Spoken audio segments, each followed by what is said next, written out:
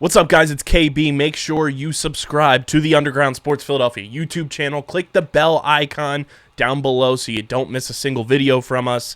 And thanks for tuning in to another video from Underground Sports Philadelphia. Now let's get into it. Philadelphia, baby, you're going to love it. Best sports fans in the world. Actually, the worst, but that's what makes them the best. What is going on, everybody? Welcome into episode number 618 of Underground Sports Philadelphia, presented by the City of Vineland. It's KB coming at you from Underground Studios, and of course, joining me as he has been, it is the people's champ and the host with the most, Mr. Patty Pitts, with that big old shiny belt. Doesn't it look so much better than that plastic thing I would carry around? Like, this just feels evolved. I have evolved one tier more. This thing is heavy. I feel like I can hold it now because I did lift those weights today. And just solving problems across my great city. It's been a long day, and I'm happy to crawl down under to talk really just any sports. Not really Philly specific, just really any sports. Because that's what I need right now. We have quite the show on deck as Philadelphia legend officially hangs it up. We'll talk all things Jason Kelce. We will also talk some baseball as some more rumblings about the two big free agent pitchers continue to swirl around, and Bryce Harper is doing Bryce Harper things, and that's openly opining for the Phillies to sign one of them to the media. We will talk some March Madness. We released our hype video, and our bracket challenge is live. It is linked in the description, both audio and on YouTube. So join our bracket challenge. The only stipulation is you just have to follow us on the socials. All you got to do. We will also talk some hockey as the trade deadline is only a mere 2 days away, Patty Pitts. Friday is the trade deadline, and it's already been absolutely bonkos swirling around. Teams are making moves left and right, and I can't even keep up with it. Plus, the Waterdogs signed a hometown hero coming into the fold as they make their mark in Philadelphia, and they extended the face of the franchise. But before we get into all of that, make sure you're following us on the socials at Underground PHI on Twitter, Instagram, TikTok, Threads, Facebook.com/Underground Sports PHI, Twitch.tv/Underground Sports PHI. Follow Pitsy on Twitter at Pat_Pitts and at Pitsy35 on Instagram and Threads. Follow me at KBIZZL311 on Twitter and KBIZZLE11 on Instagram and Threads. Subscribe to the podcast feed on Apple, Spotify, wherever you get your podcasts in audio form. Leave a 5-star rating and review. It really does go a long way for helping this show continue to grow, helps more people find Underground Sports Philadelphia as a whole and our entire podcast network. So keep subscribing, keep leaving the 5-star ratings and reviews, and let's get on the charts this spring and summer. Let's get on the podcast charts, baby. We want to keep climbing and make our mark because, oddly enough, We'll tell this story a little later. I got recognized for the pod today, and it was very, very strange. Isn't it weird? Isn't it so weird? I haven't got to that level yet, but everybody, when people say they know you, like I had something at work the other day where one of our drivers, they saw the logo on his jacket or whatnot, and some random girl came up to him and said, "Oh my God, you work for like Rocky, like whatever." And he's like, "Yes." And she's like, "Do you know Pat Pitts?" Keep in mind, this is a random Spanish man on the street, and this girl asks if you know Pat Pitts. Look at you. See, that's unbelievable. You are King Triton, king of the fish. Dude, Poseidon got nothing on the champ right now. Poseidon got nothing on the champ. Namor, Neptune, ever heard of him? Neptune, sell to them. Great place. North End, Neptune, great place. I'll look it up. But keep subscribing to the pod in audio form and subscribe to the Underground Sports Philadelphia YouTube channel, youtube.com/@Underground Sports Philadelphia. It's where you get this show twice a week in full video form. You get clips, live streams, original video content, and every single podcast on our network in full video form on our YouTube channel. We're at 753 subscribers, I believe, last I checked, at this point of the recording. So keep subscribing. Leave a comment. We got a comment on one of the more recent episodes that we uploaded about best Philly free agents. So that's fun. Keep the discussion going. It's a lot of fun. We'll read the good comments. YouTube.com/@Underground Sports Philadelphia. Can we get to 800 before the madness kicks off? That would be That's the real nice. thing. That'd be real fun. So keep subscribing. YouTube.com/@Underground Sports Philadelphia. And of course, this show is presented by the City of Vineland. And the City of Vineland Municipal Calendar features city-organized, city-sponsored, and city-affiliated events that are of public interest. The calendar, which is accessible at vinelandcity.org, is a good way for residents and visitors to build awareness, remain engaged with city government, and participate in local events. You can also follow the City of Vineland on social media via their Facebook, Instagram, LinkedIn, and YouTube pages. And through these tools, you can stay connected to the community and get important announcements about programs and services offered by the city. Vineland, New Jersey, where it's always growing season. And big thank you to Security 21 Security Systems and Paul J. Gillespie Incorporated for their continued support of this podcast. Patty Pitts, it's always tough, no matter what team you're a fan of, when a living legend calls it a career. And that's what happened this week in Philadelphia. And it is all brought to you by our awesome merch partners at PHI Apparel Company, the best merch partners in the game. Just like we just saw the best center in the game call it a career, but PHI Apparel Company has you covered with the best Philly sports merch from the Eagles, the Phillies, the Flyers, the Sixers, the Union, and of course, Underground Sports Philadelphia franchise merch. They are the best in the game, most comfortable hoodies and t-shirts out there. And if you want to stand out in the crowd, be like, hey, where'd you get that shirt? PHI Apparel Company, baby. That's the place to do it. Go to phiapparel.co so you can stand out in the crowd. And when you go to checkout, use code UNDERGROUND for 10% off your merch orders. It is the most effective and direct way to support us and everything we're doing. So go get your merch, phiapparel.co. Use code UNDERGROUND for 10% off your merch orders. Jason Kelce has called it a career officially. Number 62 has retired from the NFL, delivered one of the best retirement speeches of all time. He's just king of speeches. Jason Kelce is a man of words that just know how to move you, from Super Bowl speeches to retirement speeches. I can only imagine 2029 what his Hall of Fame speech is going to be like in Canton, Ohio. But man, it really, like, it's hard when you see one of your heroes hang it up. It's very hard. Speaking from experience, my hero walking, not you. I think anytime a big name player walks away, whether it be a hero like that or just someone who was a team guy and just been there for a while, it's tough because you have to think about what's life going to be like without them on the team, and what's the direction, and you start to freak out a little bit, but let's remember the good times and all that. And I think he's been working on this speech for a long time from what I saw, and I think his Kelce said something like he's been working on it for years, and like literally years, and it showed in that press conference. Like, the dude's just an all-star human. And the good thing, always thinking positive, is that now we're going to experience that, not just football. Like, that's now I wouldn't say retired, I would say graduated, because now, like, he's got new heights. He's a Philly face, he's just He's an awesome dad. He's a great dad. Like, just he can be him now, and the fans can now be a fan of Jason Kelce, the person. Yeah, and I mean, we've always loved Jason Kelce here because he embodied the underdog story. 6th-round draft pick, undersized offensive lineman, comes in, and I think in the NFL, it's such a rare thing to have the face of your franchise for over a decade be not only an offensive lineman, but the starting center of your team.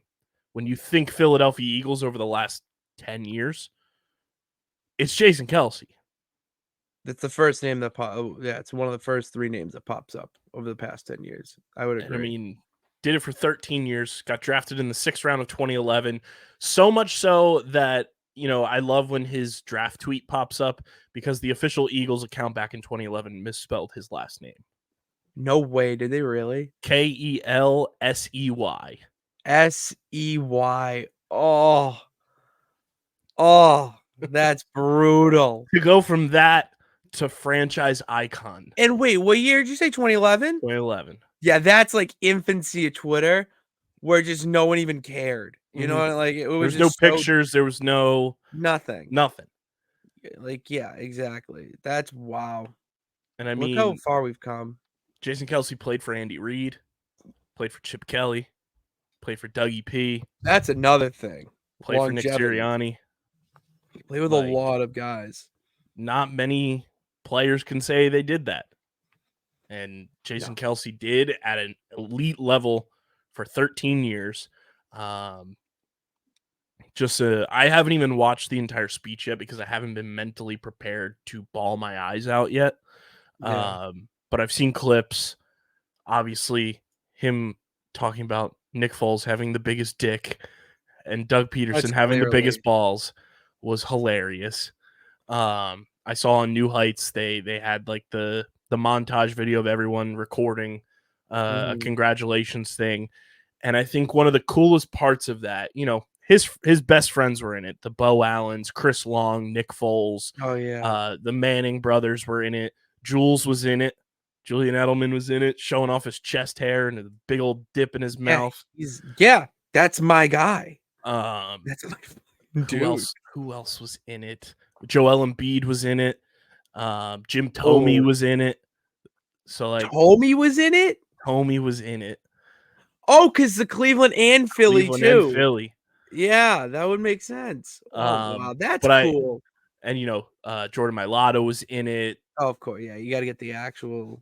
But the big ass smile that came across Jason Kelce's face when Jalen Hurts popped up in the video said everything you need to know about Jalen Hurts moving forward as the quarterback of this team. A lot of people want to stir up controversies in the offseason just to get their clicks and their headlines and everything.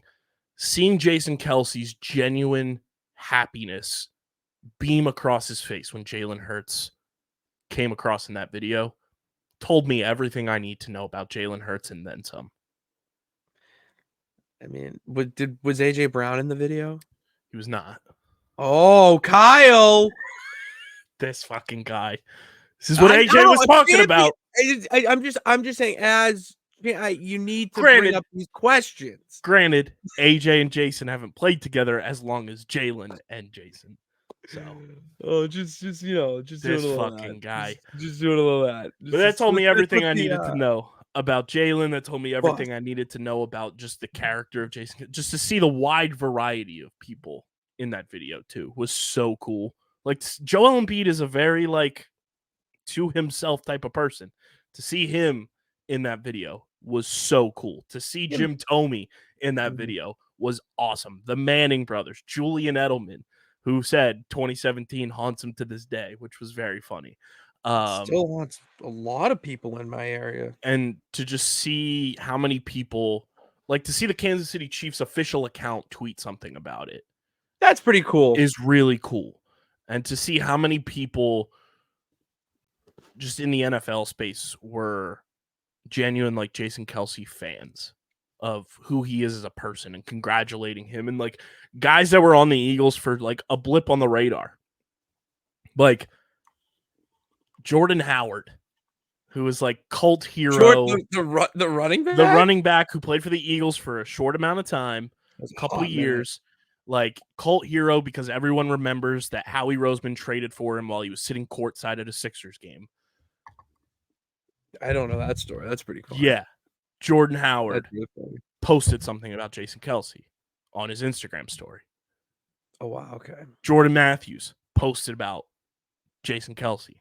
Miles Sanders posted about Jason Kelce. Like the different, like Brian Dawkins posted an awesome tweet about Jason Oh, Kelce. that's awesome. See, that's really cool. Weapon So to X, see baby. so many different people, like Zach Ertz had a really awesome post on his Instagram about it. JJ Watt was in the video that was on New Heights. So like to see how many people genuinely just like appreciate the greatness of Jason Kelce is so awesome to watch. And it's rare that you have players in any sport this day and age play their entire career wearing one team's uniform. And Jason Kelce did that at an elite level through and through. And I think the coolest story from all of this, I don't know if you saw this, Pitts, but Jason Kelce at his press conference had his ankles taped. Oh, I did see this story. This is awesome. This is a great story. And Philadelphia Eagles trainer Joe, couldn't make it to the final game of the Eagles season this year because he was going through cancer treatment. So Jason Kelce had trainer Joe tape up his ankles for his retirement press conference. See, that's a football guy move. And it's a classy move too. Yeah, it means nothing to the common person watching, but those two have a moment now that was taken away from them and they restored it. You know, like it's little things like that to show how close and how close they were, but not only or along with how much of an impact Kelsey made on the team. You know, how much of a leader and well-respected guy he was. Yeah, and I mean, just to see how much Philadelphia means to Jason Kelce. Like he met Kylie in Philly at Buffalo Billiards, of all places. It's just like everyone quote tweeted that clip or that quote and was like, Jason Kelce really found his future wife at Buffalo Billiards. He found love in a hopeless place. Dude, Rihanna sang it, he manifested it. That's just how it goes. And like to be like they are truly Philadelphia's like royal family. Like Kylie gets referred to as the Duchess of Delco. The Duchess of Delco is fucking incredible. I mean, like dude, she's an Eagles fan through and through. She does not wear. She doesn't wear another team's gear. No, that is and refuses fandom. to. Refuses to. That's so insane. Like when they were at the Super Bowl, she was wearing University of Cincinnati gear because that's where Jason and Travis went to college. Yeah, you find other and ways it just to support. so happened to be red. Yeah, you find other ways to support. Like I love it. I love stories like that. And like Sports Jason has are made such an impact in like the Philadelphia and South Jersey area, like with the Eagles Autism Foundation. Like he does the Team 62 event every summer in Sea Isle that a couple years ago I got to go to and photograph, which was like, I still can't believe I did that and was like that close to Jason and Travis Kelce. Like, because it's wild that was the summer leading into the Eagles going to the Super Bowl. That is crazy. Like, I was at like the kickoff event of like Super Bowl year. That's insane. And, like, got some of the coolest pictures I'll ever take in my life. Oh yeah, you did. Those were pretty sweet pics. And like, it's funny, like on a personal level for me, because obviously, like I've got the beard. I'm a thick boy. The amount of people that say, "Have you ever been told you look like Jason Kelce or you look like a Kelce brother?" is astronomical. And like, Jason Kelce is like one of my heroes. So to get that is like, I love you. That's pretty cool. Said that to me. And like he's truly one of my favorite Philly sports athletes and just athletes in general of my life. Like I think my top 5, no order, it's Jimmy Rollins, Cole Hamels, Chase Utley, Brian Dawkins, and Jason Kelce. I mean, say Brian Dawkins, Jason Kelce, Chase Utley, Jimmy Rollins, Jimmy Cole Rollins. Hamels. Okay. Trying to think of my Philly top They're 5. definitely like in my That would make sense. top 10. Oh, You yeah. know, I don't know how the top 5 would truly shake out because, like, obviously, like Allen Iverson is in there, Joel Embiid is in there, Ryan Howard is in there, Bryce Harper is in there. Ryan Howard's the reason I became a like Philly fan at one point. And Like, I know you can't stand him, but like Claude Giroux was like my childhood of Flyers. no, yeah, he could sit and Respected spin the hell out of him. No, yeah, he can tamp sand. I have no use for him. But like Jason Kelce like has transcended generations of Eagles fandom. And that's rare to do in this day and age. And for him to have been an all-pro as long as he was, to be a multiple-time Pro Bowler, multiple-time first-team all-pro, Super Bowl champion, got to another Super Bowl. I will see the sod father in hell. I will see the Arizona Cardinals in hell for disallowing Jason Kelce to have multiple Super Bowls to his name.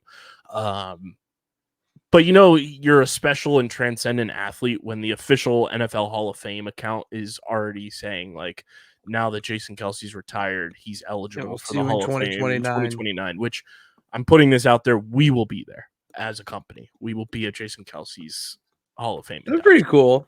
Like, I have made it a point, baseball wise, we will be it when they eventually get in, because I truly, in my heart of hearts, no bias, Jimmy Rollins and Chase Utley will get into the Baseball Hall of Fame.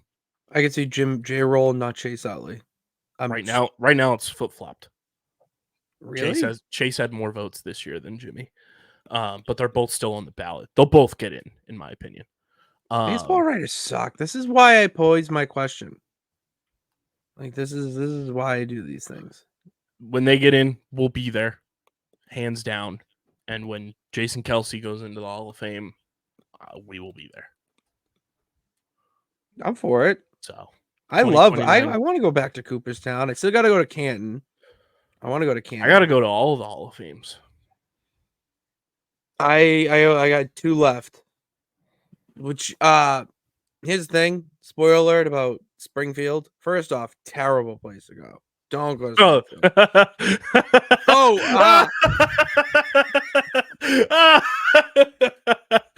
We'll just let that marinate like a steak. Yeah. But just don't go to Springfield. I've driven by the Basketball Hall of Fame a number of times. It takes my parents and I, that's unbelievable that just happened. Live too. My live and live in color. So my parents wanted to take my buddy and I to the Basketball Hall of Fame, and it was, I think, right after we went to Cooperstown. So we went, so we were gonna go, and they were like, should we get a hotel, stay the night, whatever? Bro, we were done with the whole thing in like 3 hours. Mm-hmm. I was so sad. Like, baseball is so different. Football, I imagine, is very different. Hockey, I don't know. You know, I'm not going to speak on that, but a Hall of Fame should be a multiple day thing. It's a Hall of Fame for a reason. I'm not even a big college football guy, but I've like walked by it the one time I was in Atlanta. The College Football Hall of Fame inside looks so cool. Oh, yeah. It's a museum. Like, they should be fun. They should be, even the informational stuff should really be like as interactive as possible. I feel like we're on the same. I'm a big museum guy. Depends on what it is. Yes. I'm a big museum guy. Love a good museum trip. I had to go to, I forget the writer, but I took a living history class where you have no textbooks. It's all stories about like living history. So you had to go experience like something and learn about a specific place or whatnot for a final.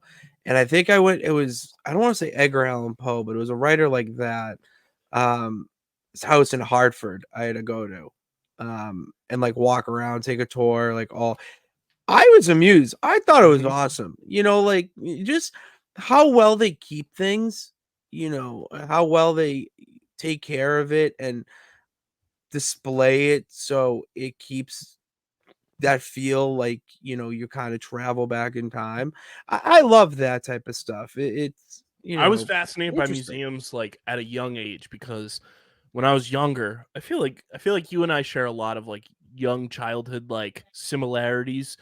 Probably. I was big ancient Egypt guy. Like Mm, loved the pyramids mm. and the either the Philadelphia Art Museum or the Franklin Institute, one of the two, had the King Tut exhibit. Oh. And they brought like all this stuff from Mhm. Egypt. And that was like peak of me being like Yu-Gi-Oh fanboy. Oh, okay. So it was like, holy shit, this is like Yu-Gi-Oh brought to life. Like they had like the obelisks with hieroglyphics and everything, like King Tut's tomb. Like it was, and that's when I was like hooked and like Oh, yeah. history nerd was born. And like Mhm. I've been to the Holocaust History Museum in DC. That's pretty It cool, was though. so fascinating. Yeah. Rest in peace. I've been to the Newseum, which is closed now, but it was a museum all about the news. Oh, that is cool. It See, I was would have liked so that. cool. So cool. I had like a college trip there and it was so fascinating to see like the evolution of how like news and like Oh, journalism and everything that evolved. was, yeah. The Franklin Institute is always awesome here in Philly. The Philly Art Museum is great. Like I'm just a nerd for that. Like that's like my guilty pleasure. Would you take a girl to a museum for a date? 100%. All right, there we go. A That's my guy. 100%. There we go. I think that's a sneaky good date. Like that's so fun. Oh, yeah.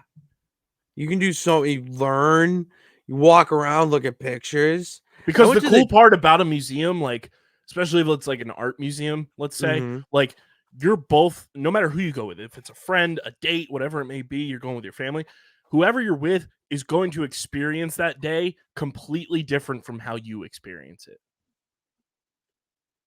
Because everyone sees art differently. I never thought about So no that. matter who you go to an art museum with or just a museum in general, you're going to take away something that the other person or people you're with didn't take away, and then you get to share that with them. And it's like, yo, this is how like I saw this, and it's like, no way, this is how I saw that, and like That is pretty you cool. you learn together, and that's what I think is so cool about museums. Hmm. We're just educating the peeps We're here. here for the people. Let's giving you date tips. It's incredible what we do. Jason Kelce, though, He's I incredible mean, what he does. he's already in the museum. He's got a whole bunch of stuff up in Canton from games and the Super Bowl and everything. He's gonna end up on TV. I think he's someone that has to end up in some sort of He's gonna be on a haunted desk room. somewhere, whether it's ESPN, Amazon. I can see him being more Amazon, ESPN. No, not you. No. He's gonna end up somewhere. And obviously has New Heights, which is a phenomenal show. But he's gonna end up doing the desk job thing. I think he's gonna give it a try for at least a couple seasons. He gives off very like not the same energy, but like he feels like the Ryan Fitzpatrick type on the Amazon Thursday That's Night where I Football was going desk. for. Yeah, like, the fun color guy who's providing great insight and can do it in an entertaining I mean, way. Jason Kelce filled in for an entire day on the local radio station here when the old morning show host was out. Oh, really? Did the entire 4 hours. Okay. Yeah, he can do it. He can handle it. And Jason Kelce he is white whale number 1 for me to sit down and have a conversation. That would be a hell of a conversation.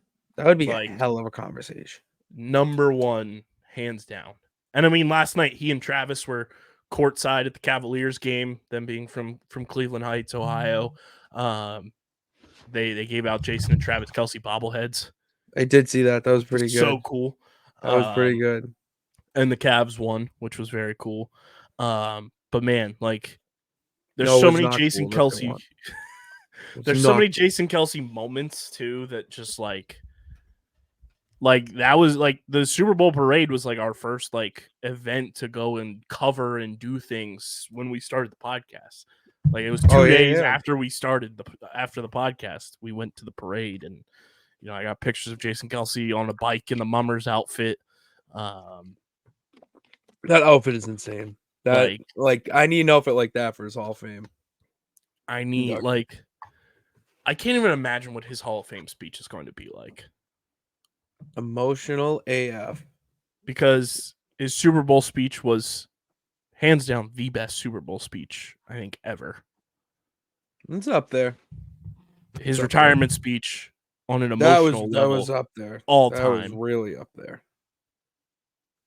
I can only imagine what that special day in Canton, Ohio is going to be like, especially because it's in Ohio. Like, it's from Ohio. Yeah, so it's basically a family gathering. And he's made Philadelphia his home, which is so cool. Like, lives in Delco. Yeah. Like, just he's not leaving Philly. That's the thing. I could see him doing more.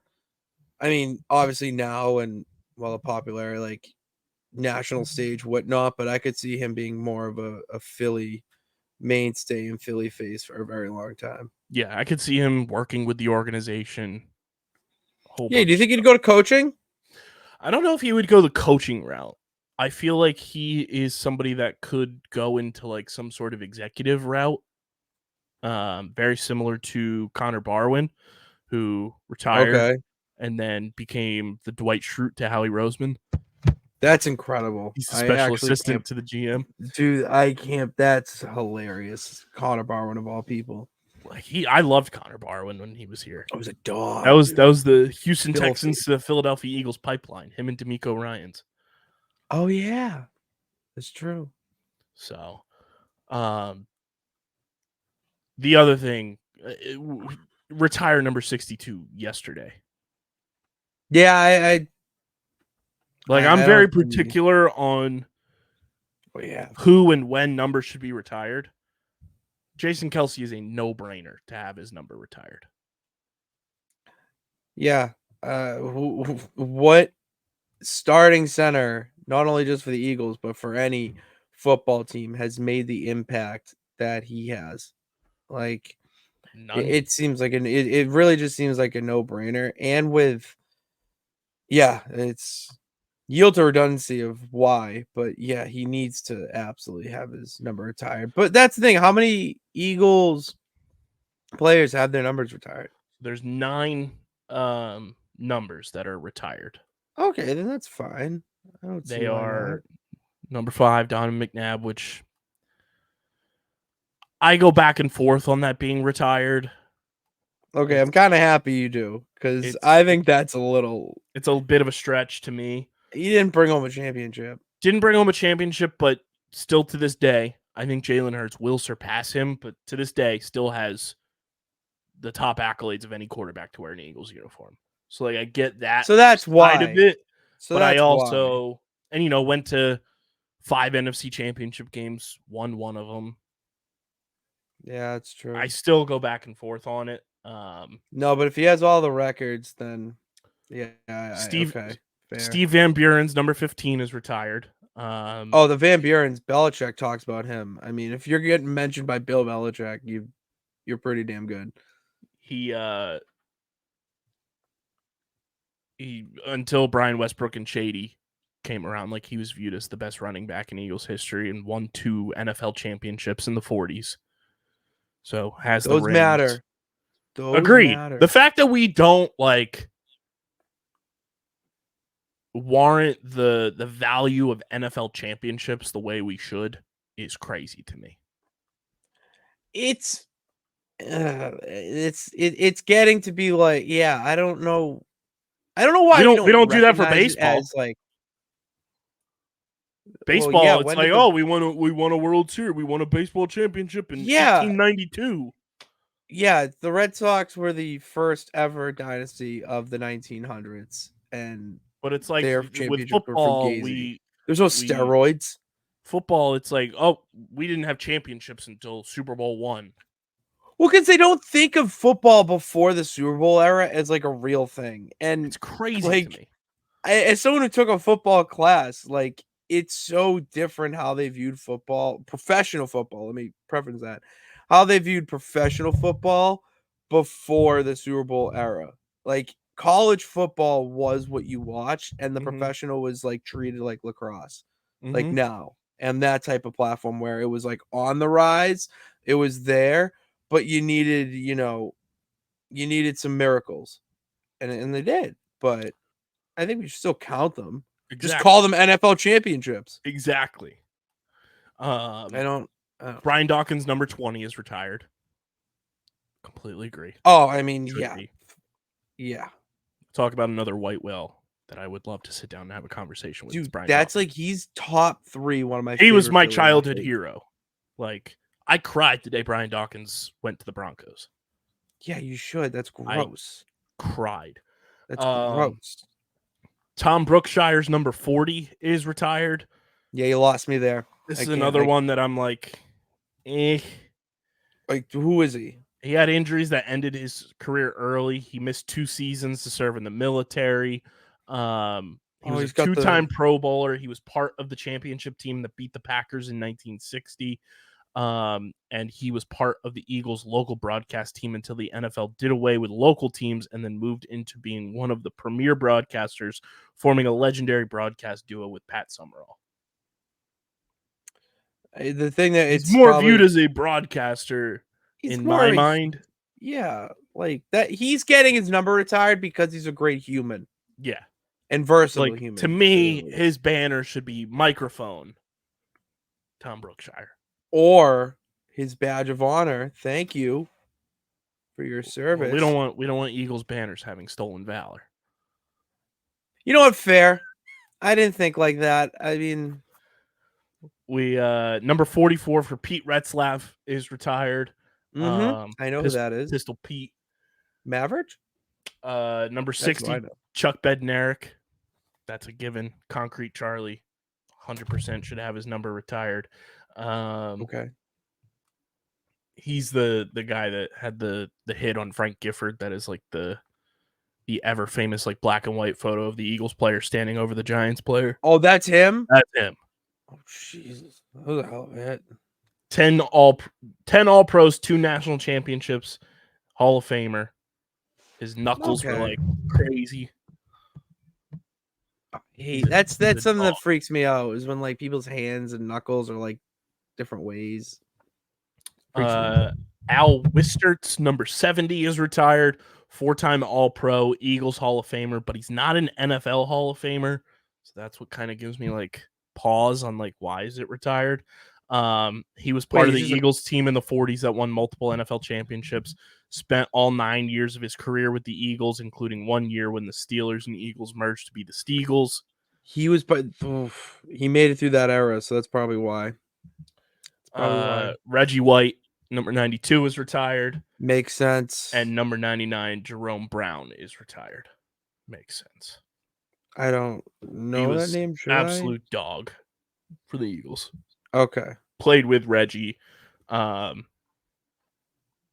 away during his prime. Beast. Okay. Like there was a whole mantra that year is bring it home for Jerome. Oh, okay. All right. Then yeah, I could see why then. The other interesting names that get brought up, because I think 62 should be retired, should be in that pantheon of retired numbers. Mm-hmm. People always bring up Nick Foles' number being retired. I disagree.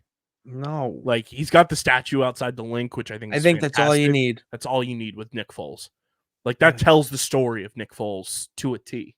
Yeah, he doesn't need his number retired because of it. Like I'm kind of surprised Randall Cunningham's number 12 isn't retired. But I'm like okay with it. It's kind of like soft retire. I can't remember anybody that has worn number 12 in my lifetime, honestly. It's like soft retired. Yeah, but it's also I think it would have been, but Donovan McNabb. Yeah, like nobody's worn 12 since Randall left Philadelphia. So very similar. LaShawn McCoy. Nobody's worn number 25 since Shady left Philly. Mm-hmm. All-time leading rusher in Philadelphia Eagles history for a running back. Greatest running back in Eagles history. Don't think anybody is going to ever top him because of the way the Eagles kind of view running backs. But I don't know if Shady's number will ever officially get retired. But I think it'll be on that soft retirement level. Mm-hmm. Brandon Graham's an interesting case because I could see the argument for and against retiring it. Obviously makes the play in the Super Bowl, franchise icon, playing his entire career here. I can see the case to have number 55 retired. I don't see why not. I'm trying to think of like a legit like Super Bowl pivotal member of the team for what plus 10 years, like 13 years. Same with Kelce. Like up Brandon there. Graham's gonna end up playing 15. Like this will be year 15 for him. I think he should. I agree. That makes sense. More so than especially going from like a draft pick that was like criticized because everyone wanted Earl Thomas because Brian Dawkins had just left town a couple years prior and turned into one of the most beloved Eagles players of all time. So I do think Brandon Graham's 55 should be retired. Jason Kelce's number 62. I think Lane Johnson is making one hell of a case for number 65 to be retired. Like, yeah, but if we keep doing this, you're not going to have any numbers to be retired. This is the thing. I think they're the core four of this run of Eagles should have theirs retired. And then we're kind of like say la vie until 50 years from now. And that core four being Kelce, Brandon Graham, Lane Johnson, Fletcher Cox.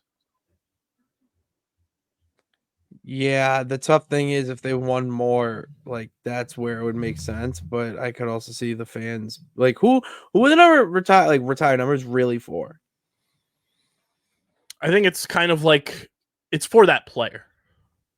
It's to show like you reached a pantheon in that team's organization that was a notch above everyone else. Okay.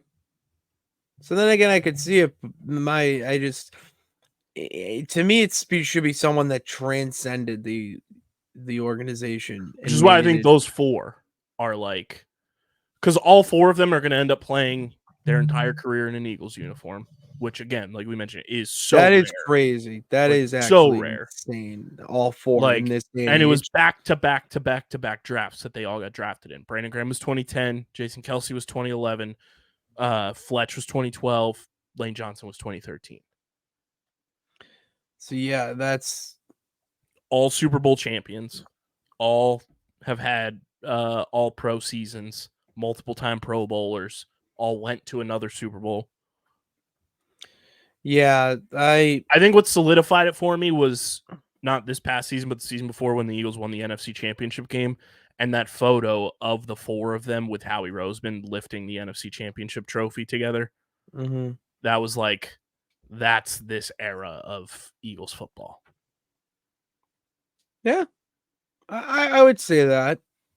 I would put that because it's just those the mainstays. There's been a lot of turnover at other key positions, but those guys have been there through it all.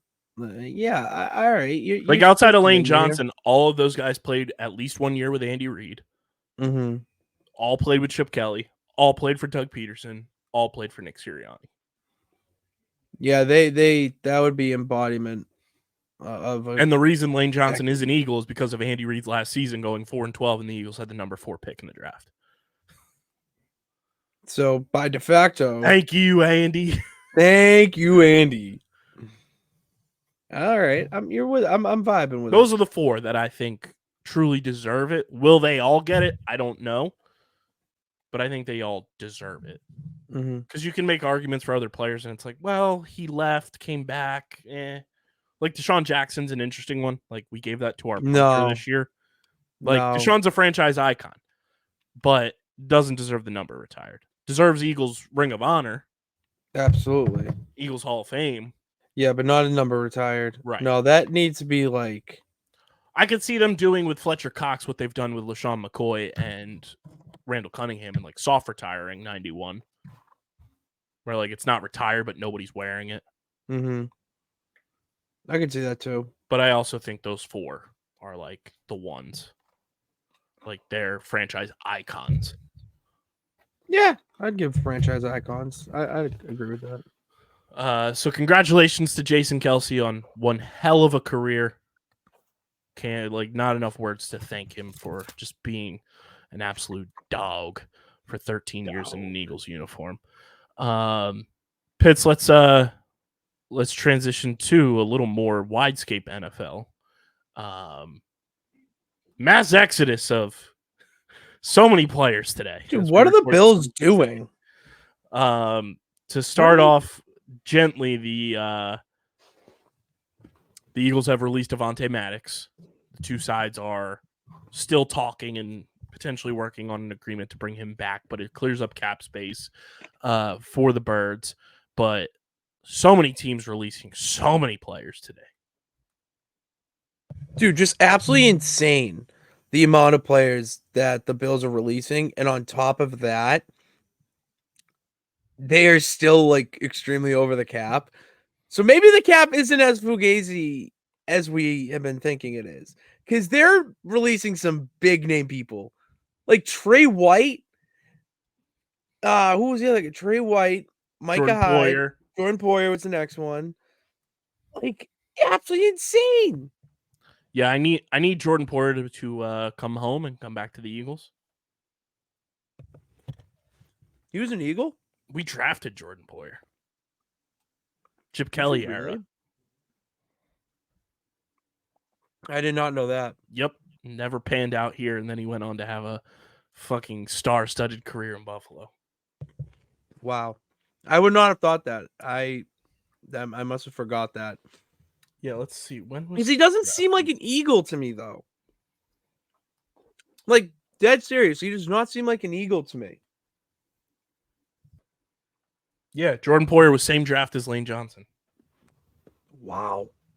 2013. He played 1 year with the Eagles, and then he went to the Browns. Oh, they shipped his ass. He played he drafted, and then they shipped him? Yeah, put him on waivers in 2013 and went to the Browns. Wow. Yeah, we drafted Jordan Poyer in the 7th round of the 2013 draft. Wow. 7th round superstar.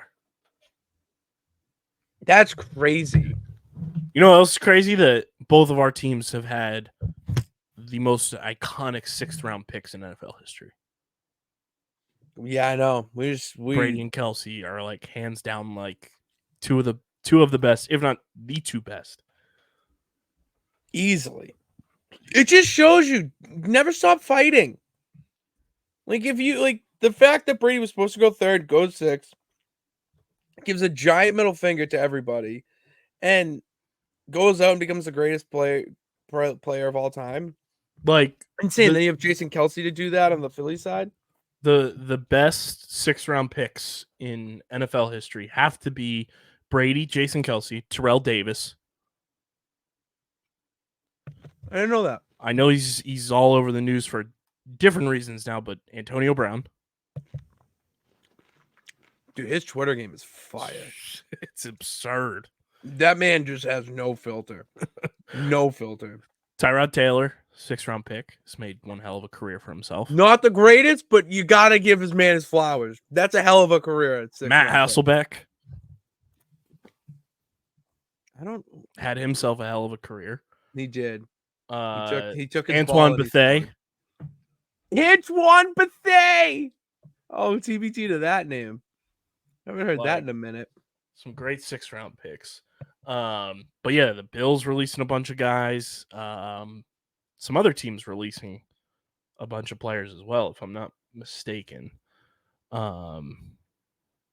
There's just been crazy, like,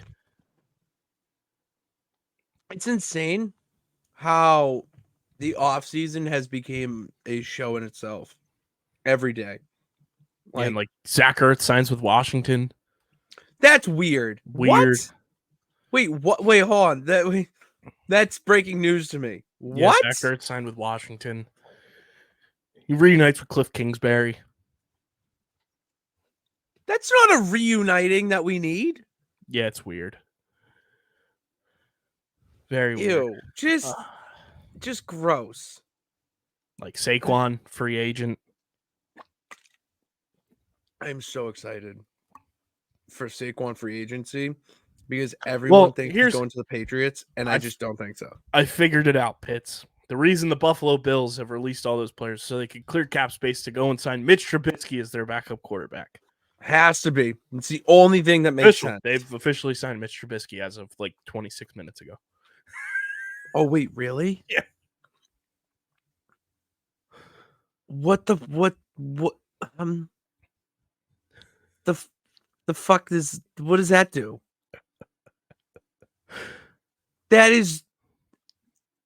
That you've left me speechless. I don't know what to say to that. Russell Wilson getting released. Dude, I don't know where Russ is going to play next year. Kirk Cousins probably going to Atlanta. Yeah, it's either he stays or he's got to go to Atlanta. He's going to Atlanta. The tea leaves are speaking. Could you imagine the fantasy career resurgence that Kyle Pitts and Bijan Robinson are going to have? London. Exactly. I thought London Bridge already fell down. Which is like, does Russ now go to Minnesota?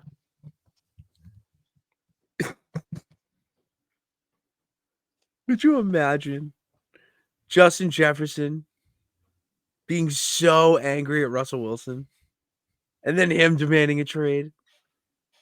It's like MTV reality shows all over again. Like that's basically Russell Wilson has the three of the largest dead cap hits in NFL history.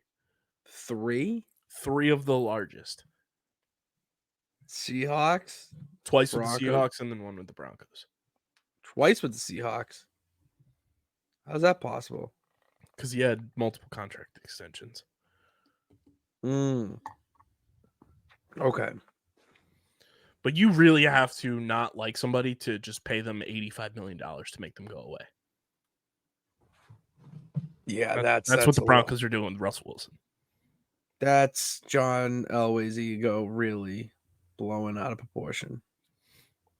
Because I don't think he was the real problem. Biggest dead cap hits in NFL history. Russell Wilson, $85 million. Matt Ryan, $40.53 million. Russell Wilson didn't play one down of his 5-year extension that was set to kick in this year.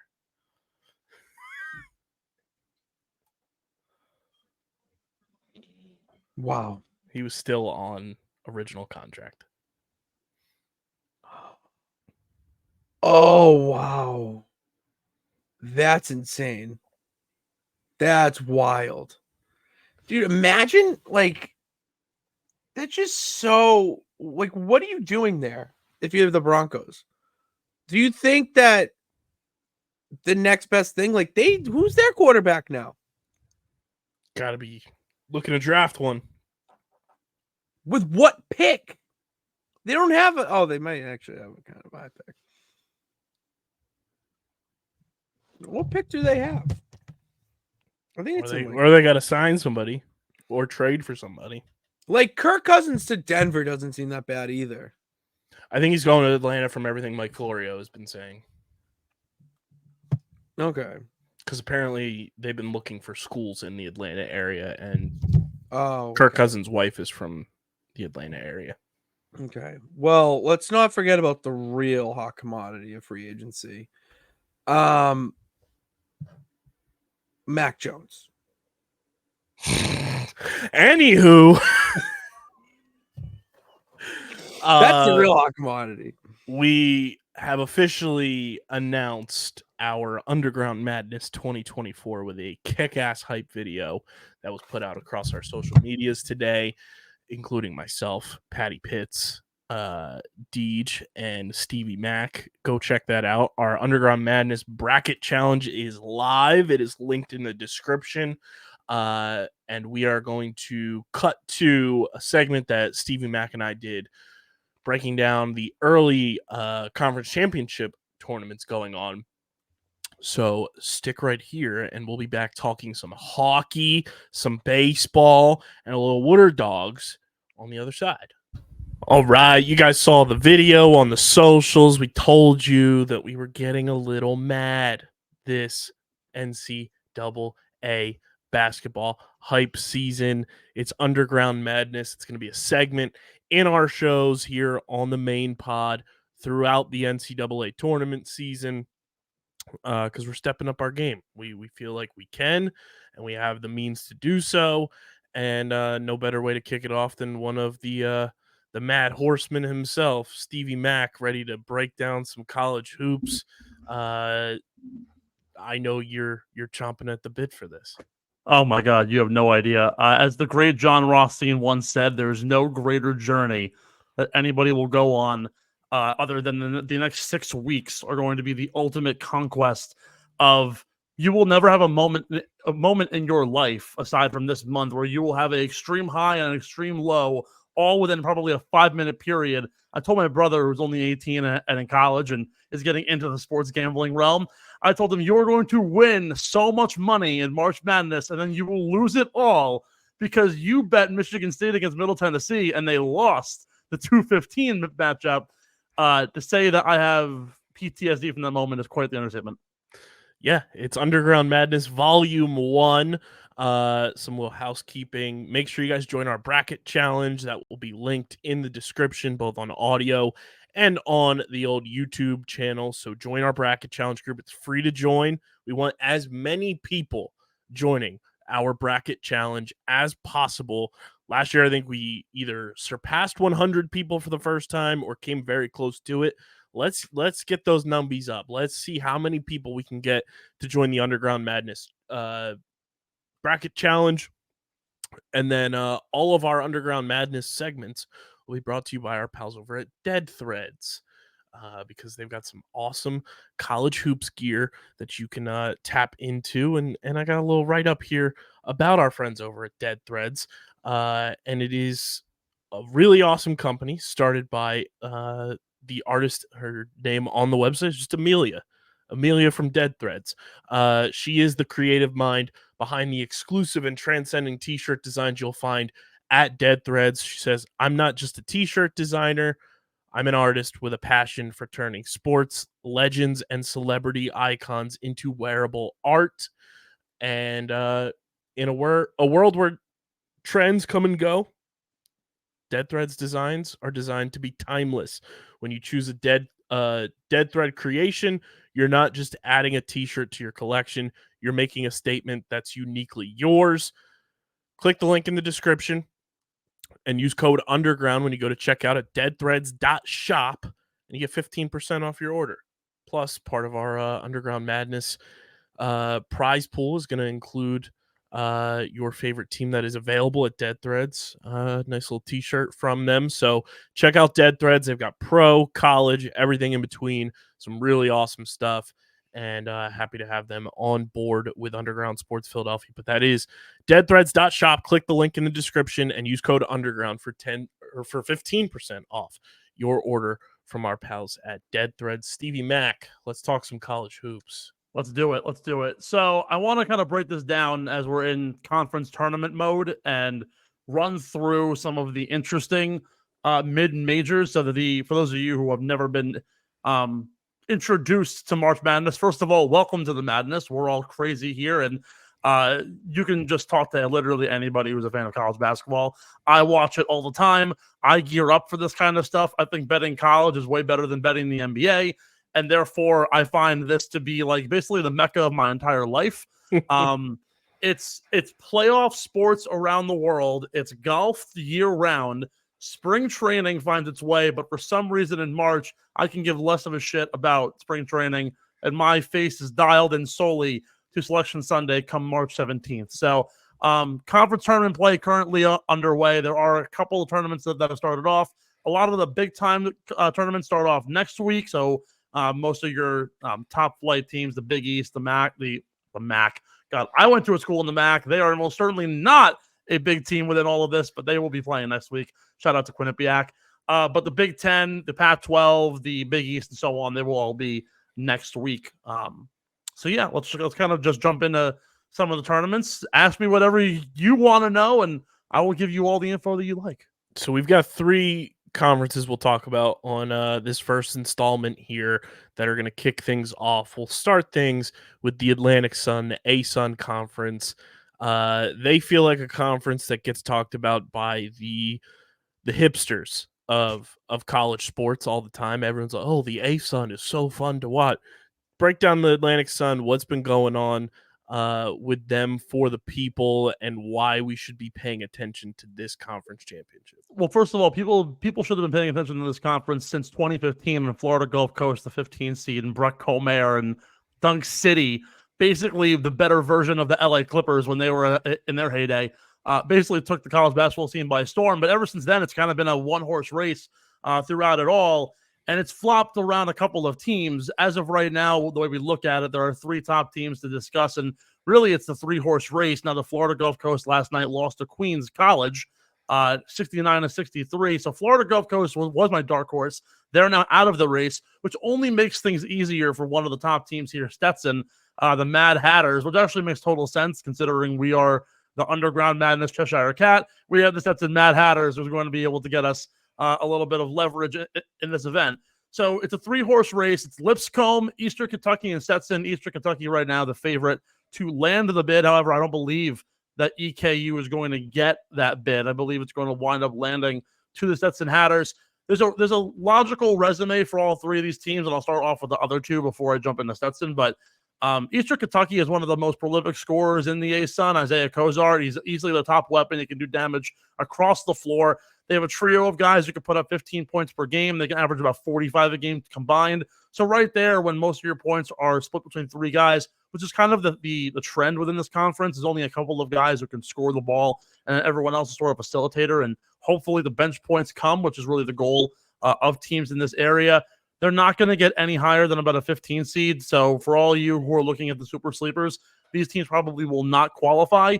But EKU, their only big hiccup is the team we'll talk about next, Lipscomb, who they lost to them by 14. They also lost to Austin P, who's the, I believe, 5 seed in this tournament, 4 seed in this tournament the last 2 weeks. So they're already they're on a 2-game skid going into tournament play. They, of course, have the easier route. They're going to take on Jacksonville, the number 10 seed, and then take on Austin P. And then, honestly, my other sleeper, North Florida, who, for those of you who know nothing about North Florida, A, they have a really good swim team, and B, they have the number 1 shooting team in the conference and the country, for that matter. They shoot the ball first most than anybody else in basketball. They hit the most threes, not necessarily because they hit them accurately, but because they shoot 37 threes a game. This team will shoot the lights out, and they will beat you in volume. They don't necessarily win games in dominant fashion. They win it tightly because the defense is not very good. But if Stetson has any sort of hiccup, or sorry, Eastern Kentucky has any sort of hiccup to get to the final, it's going to be through North Florida. But with that, again, Eastern Kentucky lost to Lipscomb in their final matchup by 14 points. Lipscomb is one of the elite 3-point shooting teams in the country. They shoot at a top 10 clip from deep. But the biggest thing to Lipscomb, which again, you kind of see in the trend here, they lost by 21 points to Stetson earlier on in the year, and they're going to play Lipscomb, Stetson will be, in the second round of the tournament once they easily knock off Queens. It's going to be a Lipscomb-Stetson semifinal to see who's going to take on whoever it will be in that final. But Stetson's really the team that I'm keeping my eyes on. They knocked out Lipscomb with 21 earlier in the year. They're going to wind up getting them in the next round. They beat them twice, and while it is hard to take out an opponent 3 times in a year, I think Stetson has more than the ability. Jalen Blackman is the number 1 scorer in the conference. He's going to put up absolute numbers, and this is the one team in the A-Sun that's actually put up really good points against Quad 1 and Quad 2 teams. Granted, they only have 1 Quad 1 loss that came to Houston, but the Quad 2 games they played, they beat Charlotte and they beat UCF out of the AAC. I think they're going to have a really good opportunity to knock things out, particularly now that Florida Gulf Coast is out. Yeah, it's going to be, pretty heavy as we're recording this on Tuesday night. We've got the entire tournament in action. Eastern Kentucky plays Jacksonville at 7 o'clock. Lipscomb plays North Alabama at 8 o'clock. And at 8 o'clock as well is Austin P versus North Florida. Well, let's put it this way. I just hope to God that everything I said works out, at least until we drop the episode, or else I'm going to have to backtrack on this a lot come the next episode. It is going to be quite entertaining, to say the least, with the A-Sun. But the next conference we have on deck, Steve, is the Sun Belt Conference. Oh. God, just gnawing at the bit for this one. So Ryan Hammer, who, by the way, will tentatively be interviewed on this show by myself later on next week, he's declaring this conference the Fun Belt, and it's a really great conference to have a ridiculous kind of winner. This is finally going to be a team where you're going to have someone land in that 11 or 12 seed range, so you very well could see an upset from this team for whoever they play and wherever they land in the region. It's a 2-horse race, and what I said about it's hard to beat a team 3 times in March, I think it reigns true here in this one. It's Appalachian State and James Madison University. If you remember, both of these teams, they're both football schools. JMU is in the top 25 in the football rankings. They now have a chance to break their way into March for the first time in a while. JMU has the resume, in my opinion, to win it all here. They have one of the best turnover margins in college basketball. And if you know me, there are 3 things that I like more than anything else. It's teams who control the basketball, teams who force a lot of turnovers, and teams who hit their free throws. It's basically like your recipe for victory here in March Madness. And again, give me one of those Rothsteinisms. It's like getting a root canal with no Novocaine. Like, it's boring fucking basketball, but it's easy to get washed up and enamored by teams like JMU. In comparison to Appalachian State, their whole team basically has stayed on since last year. So they have plenty of experience. They have more experience than this JMU team, and it's the reason that got them into the tournament last year. However, I don't think it's going to help them out just about enough. While JMU, again, has a really high turnover rate, they also shoot the ball really well. They're a top 10 scoring team in the country. Terrence Edwards is phenomenal. He's a top 100 scorer in the nation. And again, while App State has the experience, it's really challenging to beat a team 3 times in the regular season, particularly when JMU has been so good at getting ahead of their losses. Every team they've lost to this year, they've come back to beat them later on in the year. It just goes to show you how well they are at adapting and figuring things out. Now, do I think JMU wins? Absolutely. Is there a chance that they don't? Absolutely. It's March. There are 2 teams that I have sleeping heavily on, and they're both teams that are really weird in theory. I want to start with Georgia Southern. They started the year 0-12 in out-of-conference play, but have managed to get to 8-11. They've won their games by very tight margins. They kept games really close. They kept Houston to, I think, a 7-point deficit at halftime until Houston ran away with it and scored and dropped 30 on them late. They basically had 6 points in the whole second half. But again, that is one of the number 1 teams in the country this year. Had them tight for 20 minutes. Again, started 0-12, figured things out in conference play. They win games in bunches. I think it's a good opportunity for them to possibly get ahead of things. And just like how it is in March, if you can win games in bunches and you can get those victories quickly, you can rack up 3 easy wins in conference play, lock yourself into a tournament bid, and find yourself battling it out. Granted, they would not be any higher than probably a 14 seed in terms of the way the bubble works out. But JMU and App State, both 20-win teams, they'll probably wind up in an 11-12 range. The other team that I'm looking at is Texas State. They're the 11th seed in the tournament. They've given everybody fits, but they cannot win games, and it's only a matter of time before they can actually figure out a chance, an opportunity to adapt to the 2 games they played against every team here in the conference, and possibly give some of these teams a run for their money. Yeah, I mean, to put it in perspective, too, Georgia Southern, you said, is 8-11 in conference play. Their 8 wins are all in conference play. Those are the only wins they have all year. Exactly. They're 8-23.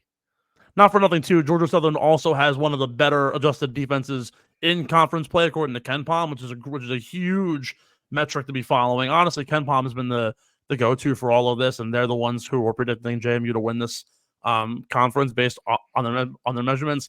A top 10 scoring team in the country, a top 25 adjusted offense in conference play. And really, that's all we're looking at until we wind up getting to the big dance. And then we can start to calibrate the 11 seed JMU Dogs versus whoever they wind up playing in that 6th slot. My biggest question is, why was KenPom not one of the Kens in the Barbie movie? It's a good question. Why was Alan Matthew Sarah? I don't really know. I think they could have done. I mean, he was a great Alan. I think Matthew Sarah is a very boring actor, but I don't know. Could add Palm Ken, just a palm tree Ken. Well, this Ken's job is basketball. That's it. This Ken's job is hooping. Give me the hoops.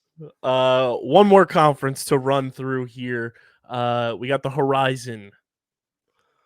Yeah, so this is the one where I don't think anybody really knows the answer, but I'm going to wind up giving it to you here.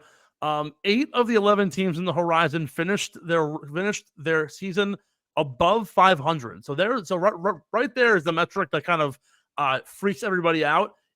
It's the only conference that will not have more than one bid. So every other multi-bid conference has had teams that had five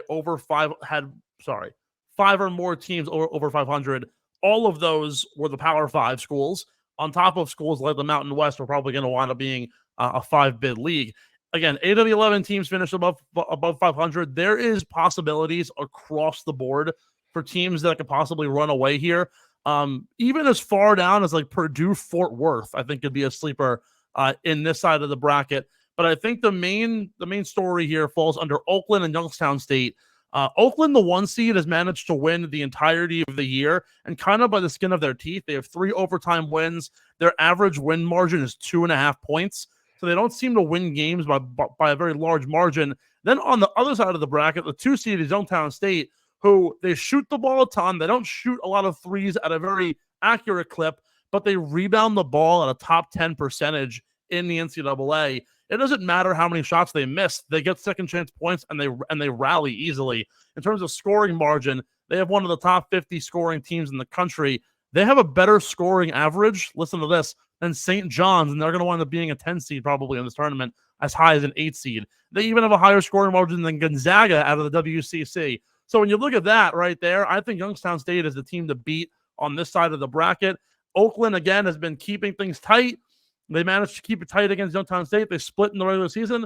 I think it's Youngstown State's to claim. But again, with 8 teams over 500, you can have a team like Green Bay take it. You can have Purdue, Fort Worth. Again, it's really up in the air. How long until Oakland moves to Las Vegas? I'm telling you right now, well, they won't move to Las Vegas. However, the renderings of the Vegas stadium for the Oakland A's should have stayed in Oakland. I'm sorry. 100%. They look terrible.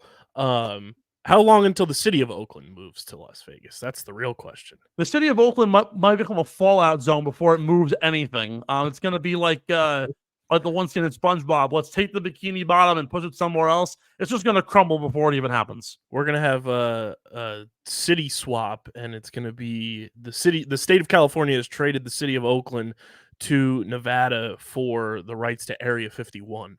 There's only going to be one thing rallying better than the people of Oakland to try and retain the A's, and that's Bitcoin trying to shoot the 70K. That's really it. Which even then, it hit 69K, and then it dipped to like 61, and I was depressed for the whole afternoon today. The Horizon's going to be interesting, but no matter who makes it out, I think the biggest story from the Horizon Conference at the end of the year is still going to be the one singular person who stormed the court for Detroit Mercy. By the way, Detroit Mercy, hey, again, don't count anybody out. They might be the last seed. It's March. I can't give any sort of edge. However, I will say Detroit Mercy, bad lacrosse school, lost to Quinnipiac like every single time they used to come to Handle. The other conferences we'll have a ton of next week and everything, but is there anything else that's sticking out to you for the week ahead in terms of conference championship play? So there's only 2 that, in terms of this week, I have penciled in, and I've got a nice little parlay that I've been wrapping up and getting really gutsy with. So the Big South, the favorite is easily High Point. They're actually the only team in terms of this week's conference tournaments that are in the minus in terms to win it. However, they've been battling side and side with UNC Asheville for the entirety of the year to try and figure out who's going to get either that play-in spot or that 15-16 seed. I don't totally know the metrics per se on what's happened to UNC Asheville in the last, I don't know, give it 5 or 6 weeks. But as of about 2 months ago, they looked like a team that could very much run away with the conference, and it just seems to have not gone their way. They're 20-11 on the year. They haven't necessarily rallied in most of their remaining games, but they are both top 200 in adjusted offense and adjusted defense. When you look at High Point, it's a neck and neck race in my opinion. But High Point does have one of the best scoring offenses. I think UNC Asheville has a chance to actually win this tournament if they can figure out the game plan against High Point and shut down the offense, High Point scores a ton. They have a adjusted rating of upwards of 116, which, like, to give you an idea, is better than schools like TCU, Michigan State, Ohio State, even like New Mexico, for example. Like, they fall in one of those elite metrics when it comes to shooting on the offensive side, and the 24-7 compared to UNC Asheville's 20-11. UNC Asheville lost 3 of their last 4 games going into conference play, so I think that kind of gives them a nod. But I am bullish on UNC Asheville to an extent. The other one that I'm interested in is the Missouri Valley, the MVC. It's a 2-horse race again, in my opinion. It's Indiana State, the Sycamores, and Drake, the Bulldogs. I think that Indiana State, led by Joe Avila, who, if you haven't seen a photo of this kid, they compare him to Nikola Jokic. He has the goggles, the sparse tattoos all up and down his arms, and the kid just balls. I think Indiana State's going to handedly win this, and they're going to wind up being about an 11 seed, and they will give whatever 6 seed they play a big time run for their money. Those are the only other 2 conferences that I'm really interested in. The rest that I think are fascinating as of right now are the A10 and the Mountain West, and those are to be determined as we get closer to tournament time. I'm leaning Loyola Chicago out of the A10. I know Dayton's the best team there, but Loyola Chicago's on a bender. And then, of course, if you know me and you know my opinion on March Madness, I fucking hate the Mountain West. But the last time they were a 5-bid conference, they actually did pretty damn well, and that was in 2013. Very well could see 5 bids out of the Mountain West, and I wouldn't be surprised if a team like San Diego State, Utah State go very deep in this tournament, which is a complete 180 from what I said last year. 2 years ago, I said the Mountain West doesn't win. They did not win at all. This year, I regurgitated that. Sorry. 2 years ago, I said the Mountain West could win, bet some teams. They didn't win. Last year, I said they won't win shit. I think 3 of their 4 teams won. So we'll see if they become a 5-bid conference, but as of right now, I'm leaning more on the Big South and the MVC. With that said, I took 2 photos of these, and I want to share these if you're really getting bullish. I have a 4-leg parlay possibly sticking out for Youngstown State, Stetson, Indiana State, and then out of the Ohio Valley, Morehead State, which is going to be an easy layup at plus 100 to win the OVC. If you bet all 4 of those teams together, a $10 bet nets you $738 on a certain sports book. If you want to get even gutsier and you want to add in the UNC Asheville play, who as of right now is plus 350 compared to High Points minus 120, $10 wins you $3,300. It's a beer money play for me. If it happens, it happens. I've had a lot of luck. I've had a lot of unluck when it comes to March Madness. Yeah, that's really kind of that's kind of how the cookie crumbles. I'm really excited to get back into it later on this week and then into next week as we get closer to Selection Sunday. And I know that once Selection Sunday rolls around and we have our live stream, I will be drunk as a skunk on St. Patrick's Day alongside Pat Pitts, and it will be quite the show. I'm getting my live updates straight from the bar. It's going to be a doozy. One other thing, I just sent you a tweet that I think just epitomizes what March is. It is from at Trisha Wormstein on the tweet machine. It's in case you weren't aware, this is March, and it's an entire bracket made out of painter's tape. Like I said, John Rothstein is the god of March. I'm telling you this right now. Get ready because we ain't sleeping until May. It's going to be a doozy of a next couple of months. Make sure you guys are following us at Underground PHI across the board on the socials: Twitter, Instagram, TikTok, Threads, Facebook.com/Underground Sports PHI, Twitch.tv/Underground Sports PHI. Subscribe to the pod feed, Apple, Spotify. Leave a 5-star rating and review. Subscribe to the YouTube channel, youtube.com/@Underground Sports Philadelphia. Steve, I don't know if you knew this, but YouTube just implemented vertical live streaming, aka mobile live streaming. Love that. So that could come into play. We will be doing select watch-alongs this NCAA tournament season. We are going to pick certain games throughout the first, couple rounds and everything. Myself, Pat Pitts, Stevie Mack, Deej, whoever else wants to come into the fray. We're going to do watch-alongs. We're going to watch. It's going to be like a companion stream. We're going to give our takes on the games. We'll probably have bets placed on the games. Come hang out with us. It's going to be a ton of fun. I'm looking forward to this. And if you haven't already, file your days off, March 21st and March 22nd, so you have a nice little 4-day weekend to enjoy the opening weekend of March Madness. Just do it. Treat yourself. Get ahead of it. You still got a little bit of time. You got a little bit of window left. Make sure you take those days off so you can enjoy the opening games. Steve, let everybody know where they can follow you. Oh, God, you can follow me at literally everything. The Twitter machine at Real Steve McAvoy, of course. A part of Underground Sports Philadelphia, the golf pod of golf pods, Getting the Hole, at Getting the Hole pod. By the way, fuck TikTok for taking down the highest grossing video in this show, in my TikTok's history. You can follow me there. Company's TikTok history. Exactly, at Real Steve McAvoy, and then likewise on Instagram, Steven McAvoy _ I'm hoping that we can do a live watch of being absolutely degenerates and betting the Stetson final against Lipscomb, not Lipscomb, Eastern Kentucky, or possibly North Florida. That'll be a fucking doozy. And then, of course, we're inching so close for me to possibly get tickets to watch UConn at the Barclays Center. And if it does, watch out, people, because the PTO is already there. Just wait until you have me in the freaking arena for that stuff, particularly if the Bobcats want to make it out of the MAC. Go Cats, scratch them, roar. And, of course, check out our friends at Dead Threads. Click the link in the description or go to deadthreads.shop and use code Underground to get 15% off your orders from Dead Threads. It's some of the sickest merch out there. It's a very underground aesthetic, if you will.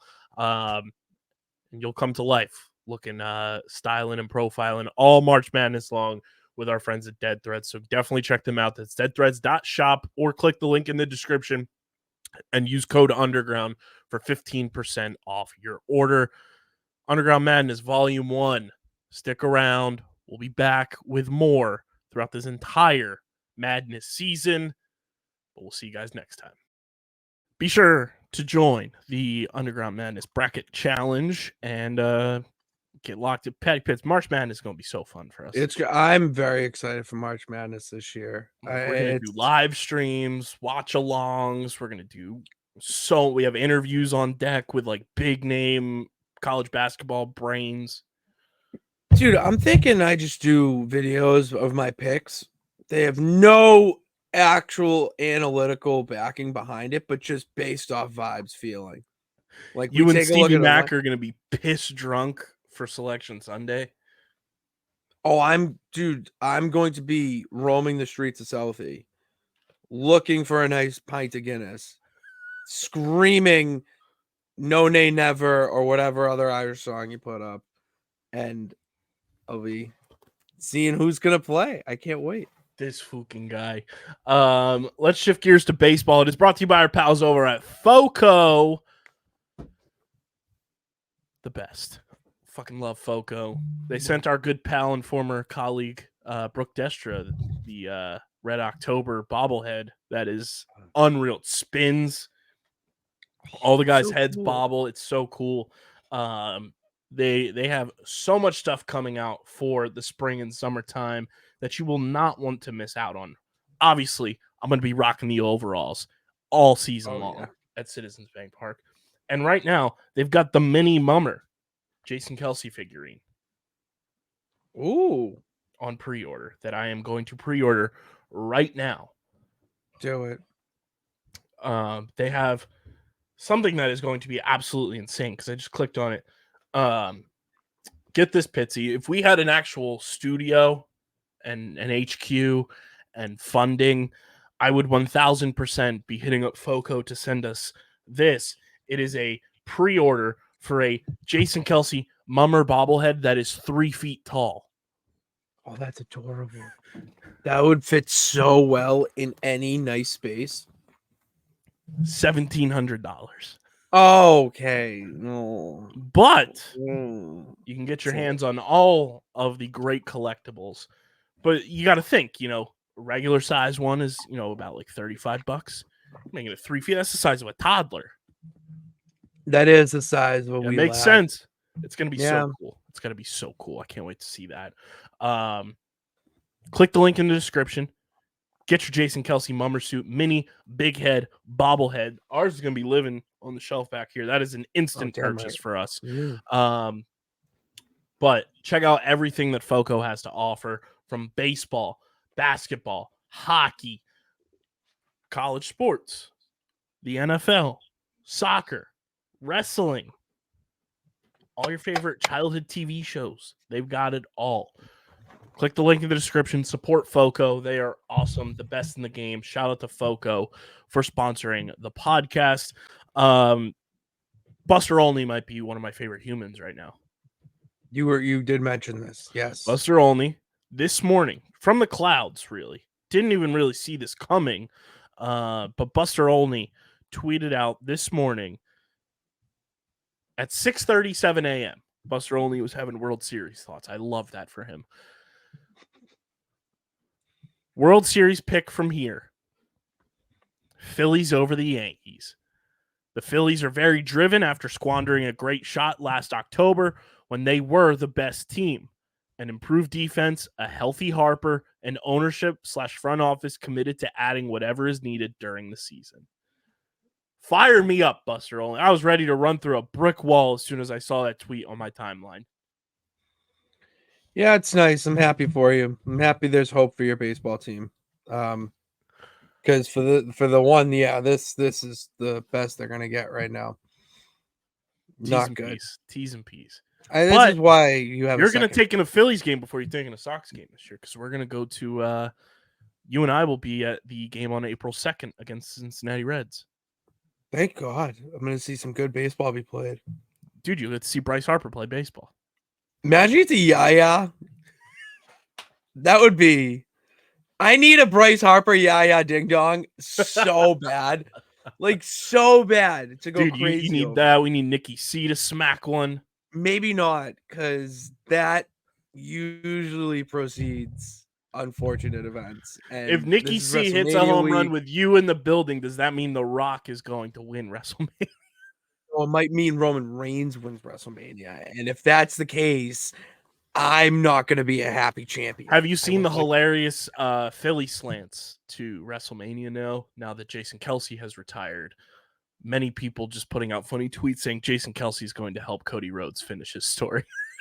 Well, okay, yeah, that's kind of funny. That's really funny.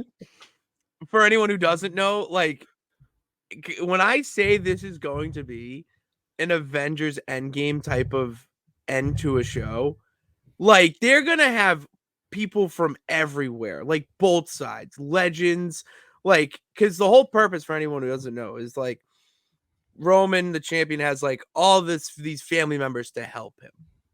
And they're all, like, legit family members. Where Cody Rhodes is, you know, David going up against Goliath, essentially. And he needs his Avengers to help him out and take down Thanos. And the names that are coming out of the clouds for to help Cody are so funny. Jason Kelce just adds to that as like a cherry on top.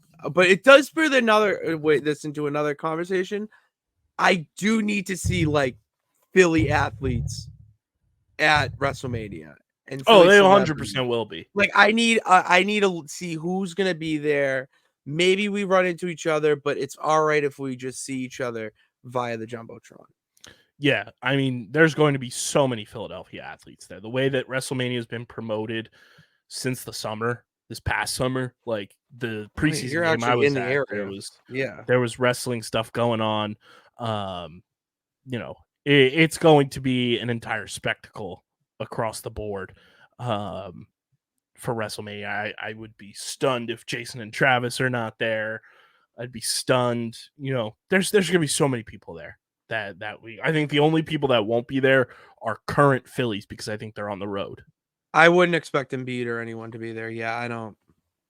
I'm more like Eagles. Yeah, especially since it's at the link. Like I think Fletcher Cox will be there. He loves a good event. I mean, dude, it's the showcase of Immortals. I mean, if the Sixers don't have a game, I gotta assume Joel Embiid is going to be there. Yeah. If they don't, he would. I mean, dude, he's got it. He's gonna do the DX chop. Let's see. When is WrestleMania again? April April 6th and 7th. Joel Embiid will not be there. Sixers are on the road. Yeah, he won't. Okay. But I'm sure a bunch of Eagles players will be there for sure. And a bunch of like Philly icons just in general will be there. But the Fightins, not only is Buster Olney predicting them to win the World Series, Bryce Harper is doing what Bryce Harper does best, and that is speaking to the media and openly courting top free agents, because that is what Bryce Harper does. Talking to Todd Zalecki and the media. Todd Zalecki wrote an article for MLB.com talking about how the Phillies have a great 1-2 punch. You have Ranger Suarez, and then you could potentially add one of the two guys that are still out there to this rotation. It would be great. It would be nice. We've talked about that, and we've already said it. Bryce Harper now openly saying, hey, Dave Dombrowski, hey, John Middleton, go get one of those guys. Go get one of the guys. Do you think it adds a little bit more? I don't want to say, yeah, no, I'll say it. Pressure to the organization if players are talking about like openly who they want. Because you have Harper doing it. I had Judon today in NFL Network. Like, do you think I think from a Phillies perspective with Bryce Harper, I think John Middleton loves it, the Phillies owner, because a few years ago he was on the local radio station saying that he's going to do whatever it takes to get his fucking trophy back. Okay. And John Middleton, right, like, this is like he sold his company that made him his money. So like the Phillies are his company. Like that is his priority. So he's going to do whatever it takes to win a World Series and multiple World Series. Yeah. And it's very fun having, from an outside, would you say Bryce Harper is like the face of baseball outside of Shohei? Mike Trout. Like I say Mike Trout is, and obviously because I know Mike to a degree, but like in terms of just like marketability, I feel like Bryce is way more marketable than Mike, just because of Mike's personality. Yeah, it's. But then again, baseball doesn't do a good job of marketing their stars. So teams do a good job. Yeah, of marketing. teams are. That's different. That is a valid point to make. That like baseball is the one thing where it's like the teams make a great effort to market their stars. If you don't follow a certain team, on social media, you're not gonna really like. know I'm very intrigued to see how the Dodgers promote Shohei this year, because it's going to be night and day compared to what the Angels did. Well, the Angels didn't do shit, and they had the two best players in baseball. Literally, Babe Ruth and his clone, and you didn't even get to the playoffs. That's the most that's what will always boggle my mind about baseball. When did you graduate high school? High school, 2015. You hadn't graduated high school yet the last time Mike Trout made the playoffs. Shut the fuck up. Mike Trout has made the playoffs one time in his career, is 2014. I was still applying to college. Ew. Yep. God, I would take those days back though. Oh, the innocence. But no, that's crazy. Yep. Wow.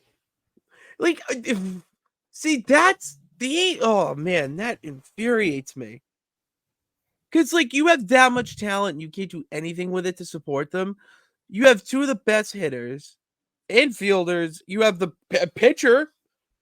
Why are you not supporting that? If you're the Angels, like, that's what pisses me off about certain teams. That it seems like they just don't care.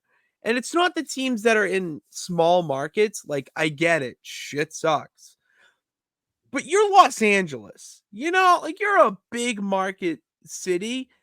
And it's baseball, you know, like it's one of the big four. Why are you not doing everything in your power to make those deals happen? Especially when there's literally no cap.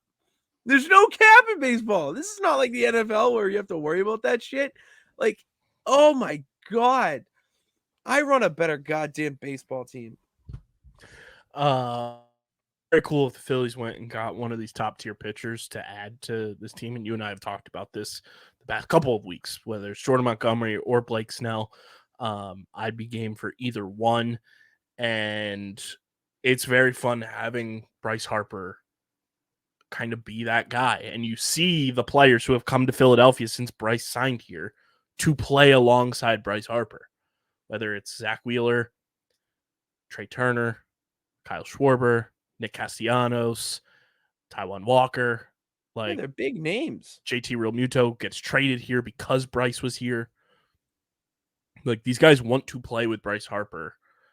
And that's the fun part about having a guy like him, where he is so marketable. He is so, like, in your face. And I know a lot of people want to say Bryce Harper's pandering to Philadelphia when he talks about how great the city is and where's the Fanatic cleats and where's the Eagles jersey walking in and all this stuff.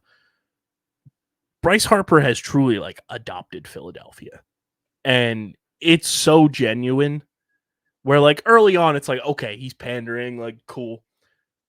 He's so genuine about it now and wants to win a World Series so fucking bad in Philadelphia, it's not even funny. You want a guy like that. Like, yeah, you can see it with how everything he does. Like, I agree. Like, you need it. Bryce Harper embodies like, it is a tragedy that Bryce Harper didn't play his entire career in Philadelphia because he's just born to play here. I was going through his stats on last week's show.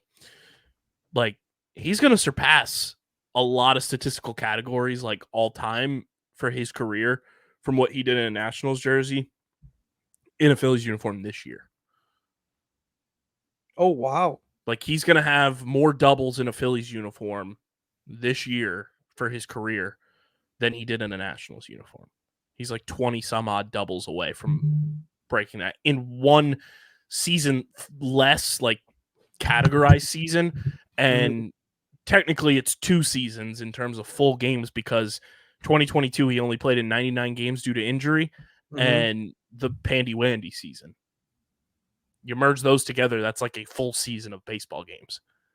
That is a full season. So it's really like Bryce has really played 4 full seasons in a Phillies uniform. Which is even crazier to think that it's been that long. It's only been 5 years. This will be year 6. Jesus. That's crazy. The best part about this, too, the Phillies extended Zack Wheeler this week. We did see that. That was big news. I think we did predict that. We knew that had to get done before spring training was over. Signs a 3-year, $126 million extension. He's going to be a Philly for life, just like Aaron Nola. And it is the largest average annual value for a contract extension in Major League Baseball history.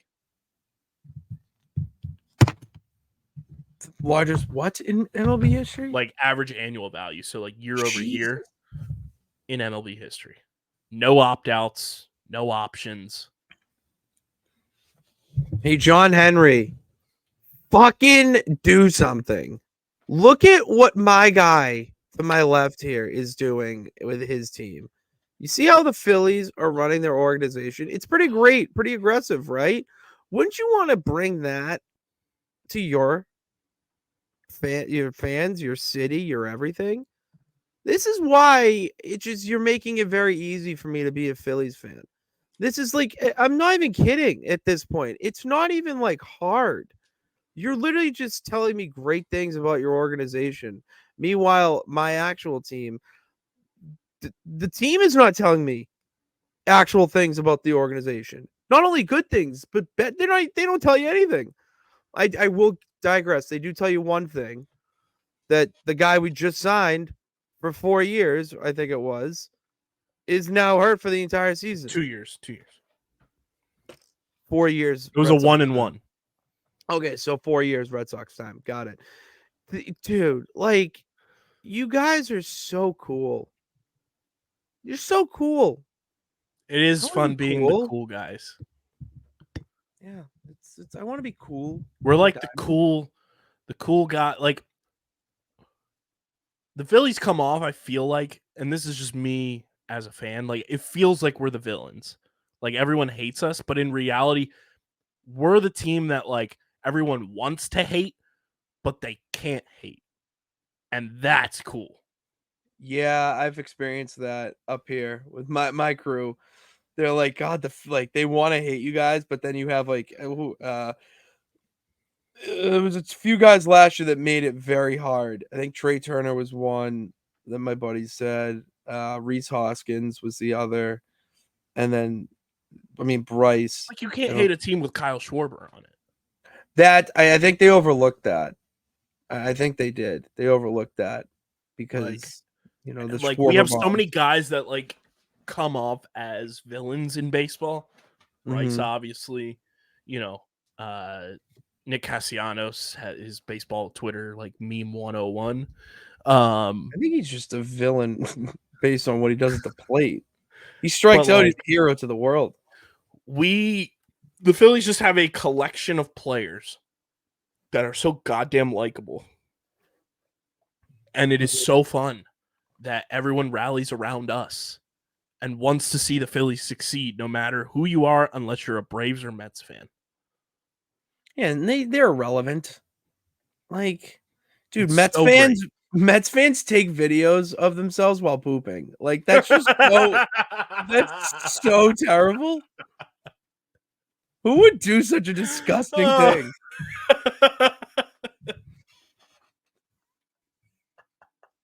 You wouldn't catch a Phillies and Sox fan doing that. None of That's getting clipped. That's incredible. But yeah, I'm very happy Zack Wheeler is extended. Now I would love to bring in one of these free agent pitchers as it is now March 6th, and neither of them are signed. Dude, baseball's starting like real soon. Real soon. And just nothing. Everyone's We just are chilling. we are technically 2 weeks away from opening day because there's an international series with the Dodgers and Padres. Oh, in Korea, right? Yeah. March 20th is the first game. Okay, because the show comes out on the 19th. That's how I want to make base sure that I'm thing. correct with that. Luckily, not my team playing in Korea, so because we didn't win shit. Yeah, Dodgers Padres. Dude, it's great.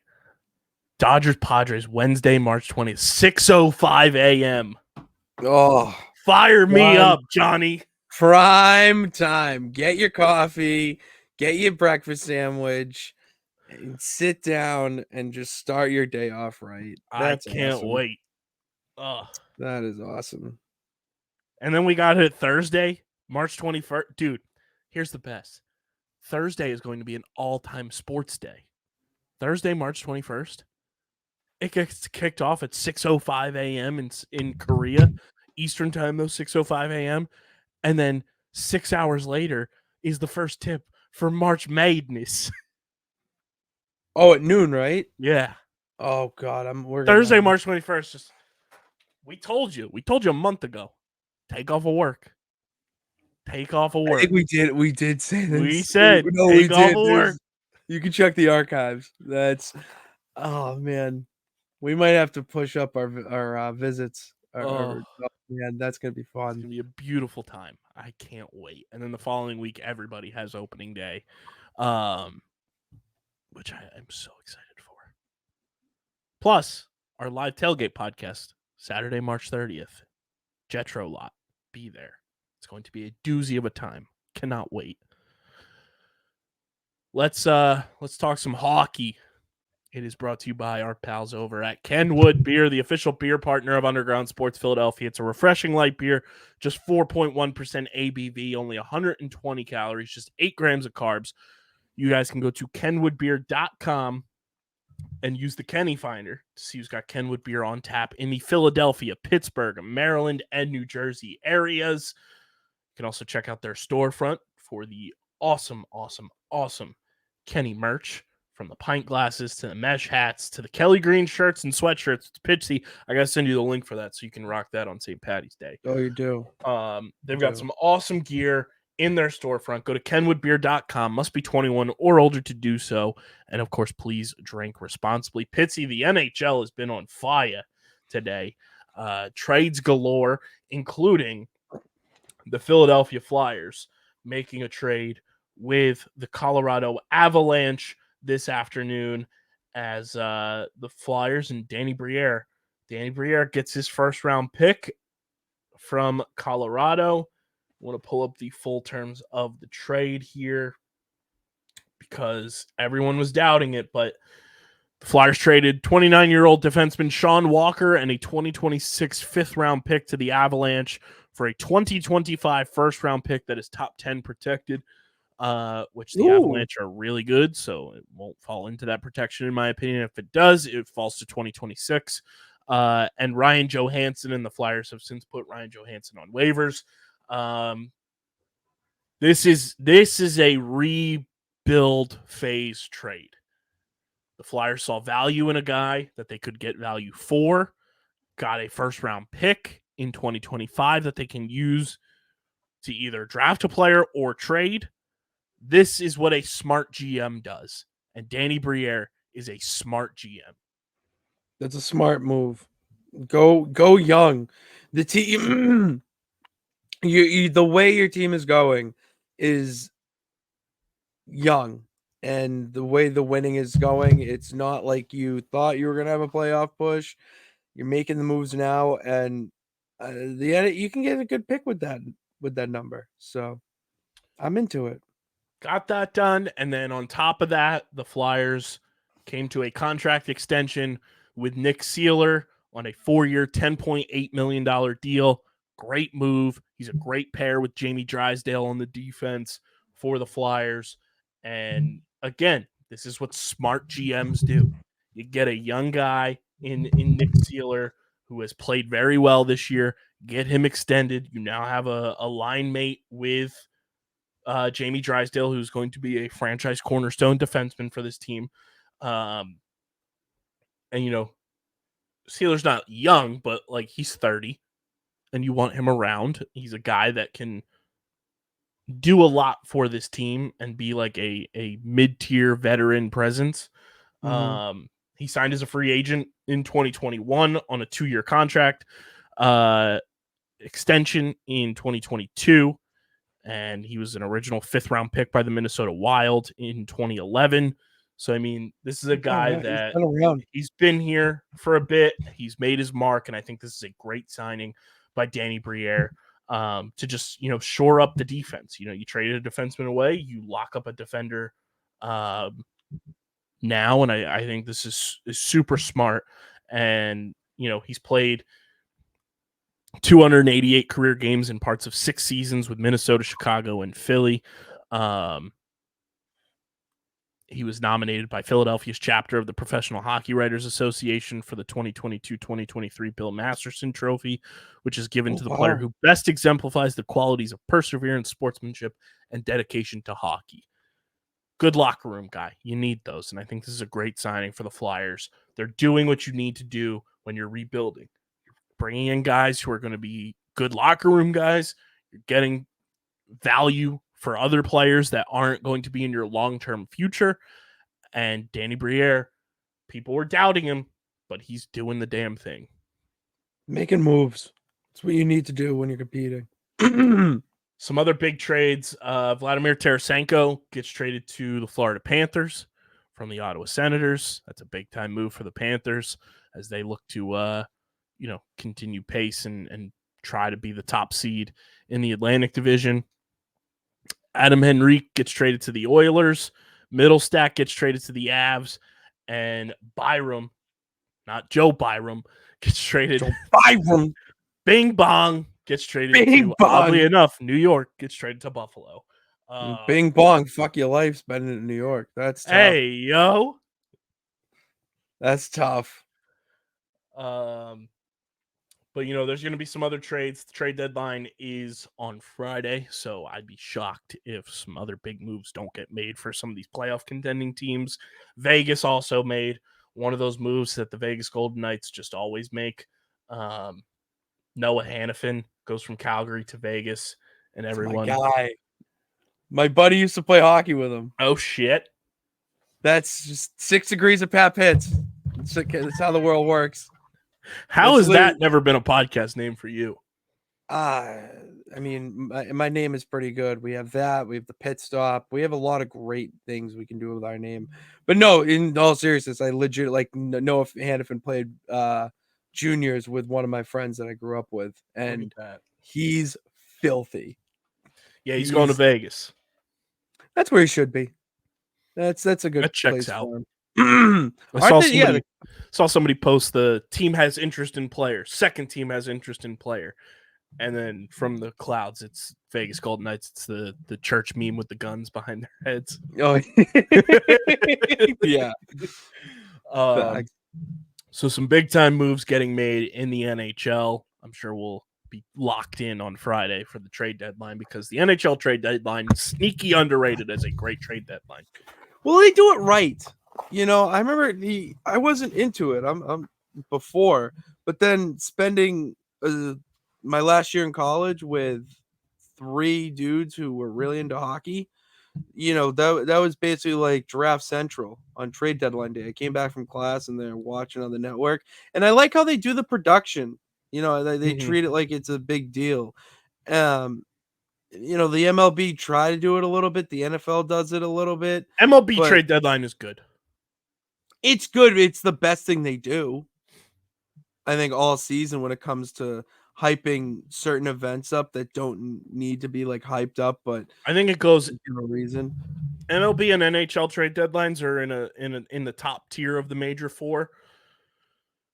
NBA is like B-, and then NFL, it's hard to trade in the NFL. It's hard to trade in the NFL, and the only reason I feel like people would not put it at last is you usually get one big name or shock, and then people just remember that, so it'll get put into the echelon. But all in all, when you look at it from the grand scheme of things, it's like 3 moves, and 2 of them are just NFL free agency is better than the NFL trade deadline. 1,000% NFL free agency that's GOAT tier. NFL and NBA free agency are just unbelievable. So yeah, we'll be tapped in with the NHL, and I did confirm across the board with our gaggle of goons, we will have NHL live streams for the playoffs. Fuck the Rangers. I'm coming for you, McAvoy. So yeah, let's wrap here with some Waterdogs news. The Sixers also playing right now. They currently, I believe, have a lead over the Memphis Grizzlies by a score of 64-56 at halftime. So that's good after a brutal loss to the Brooklyn Nets the other night. Sixers right now the 7 seed in the playoffs. But the difference between the 4 seed and the 7 seed is, or I should say the 4 seed and the 8 seed is a game and a half. So a lot of movement is going to be happening. Oh, all right. A game and a half is nothing. Okay. Yeah. Still, 7 is not from where not ideal. It's not ideal. Hey, at least you're not losing to the Cleveland Cavaliers and bullshit, so that's cool. Yeah, but we're losing to the Brooklyn Nets, who are the 11 seed and 25-37. Yeah, you know what? I take that back. I would rather have the Cavs beat me. Yeah, not great, Bob. Not great. At least the Cavs are good. Yeah, no, that's right. They are. Donovan Mitchell's missing some time though. Like he missed his 3rd game the other night. Maybe. I've been so checked out of the NBA, it's crazy.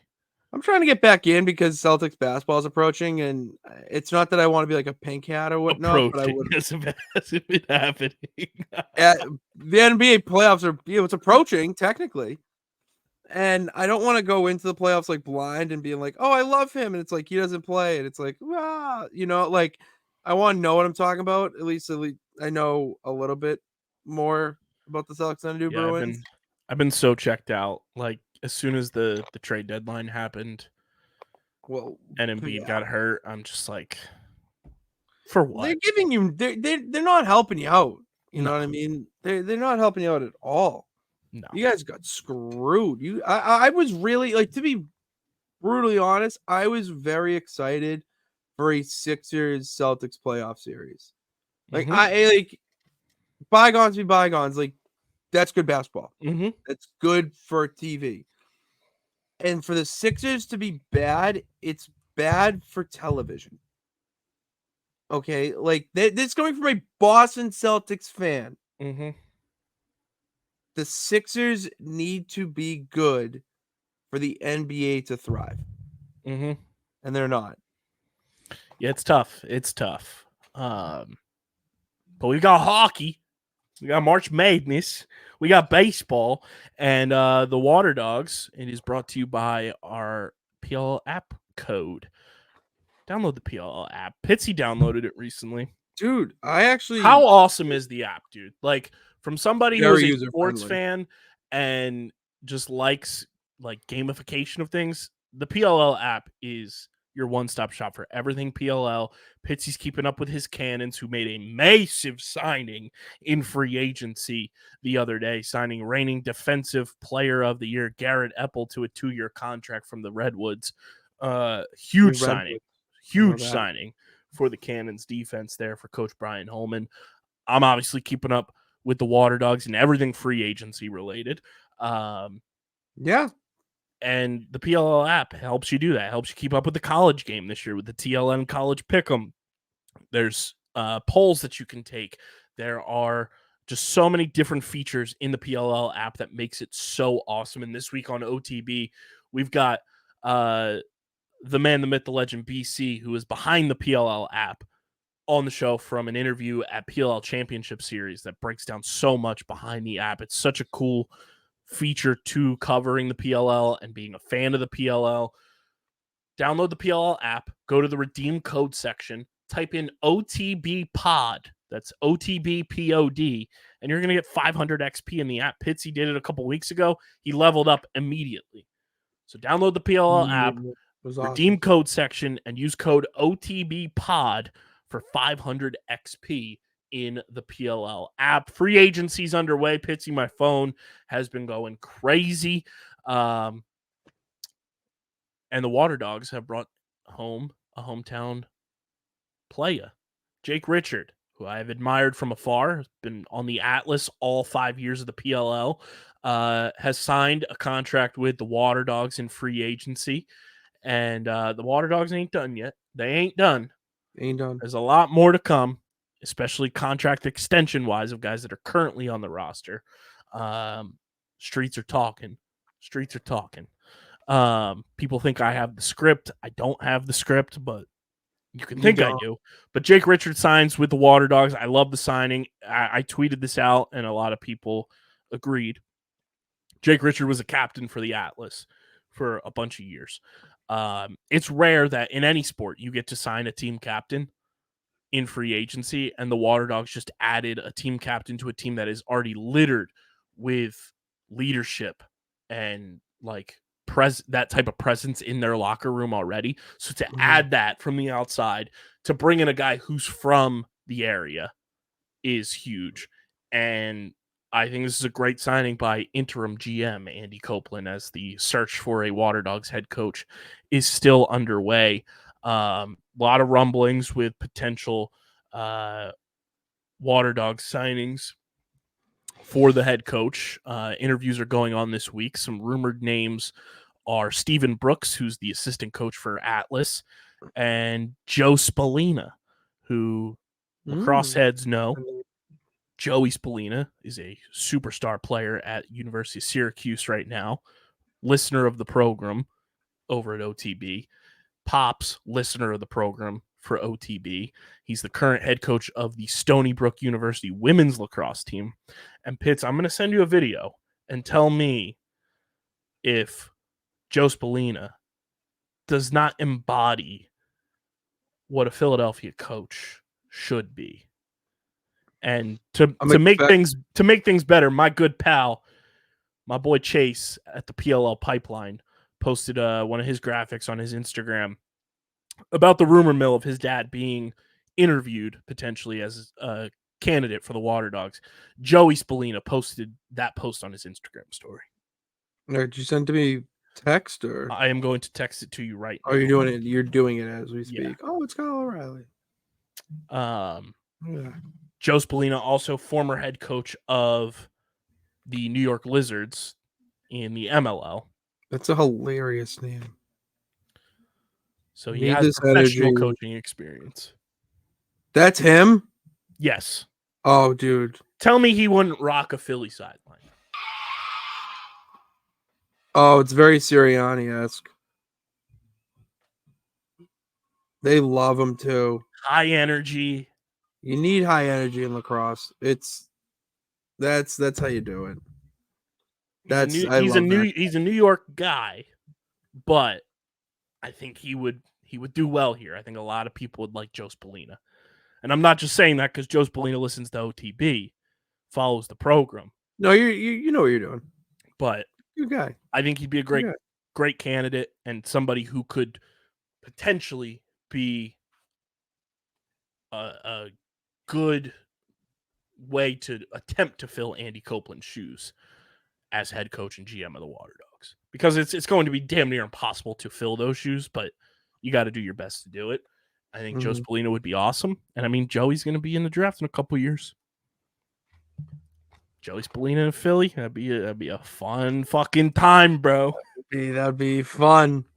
The Waterdogs also extended face of the franchise, hometown kid Michael Sowers through 2026. Very excited about that. Kyle? Found that out in the PLL app. Look at that. Look at that. That's how just the first story that popped up. And he was the best player I saw when I went to Gillette. So good. He's filthy. He's like Allen Iverson on a lacrosse field. That's what everyone compares him to.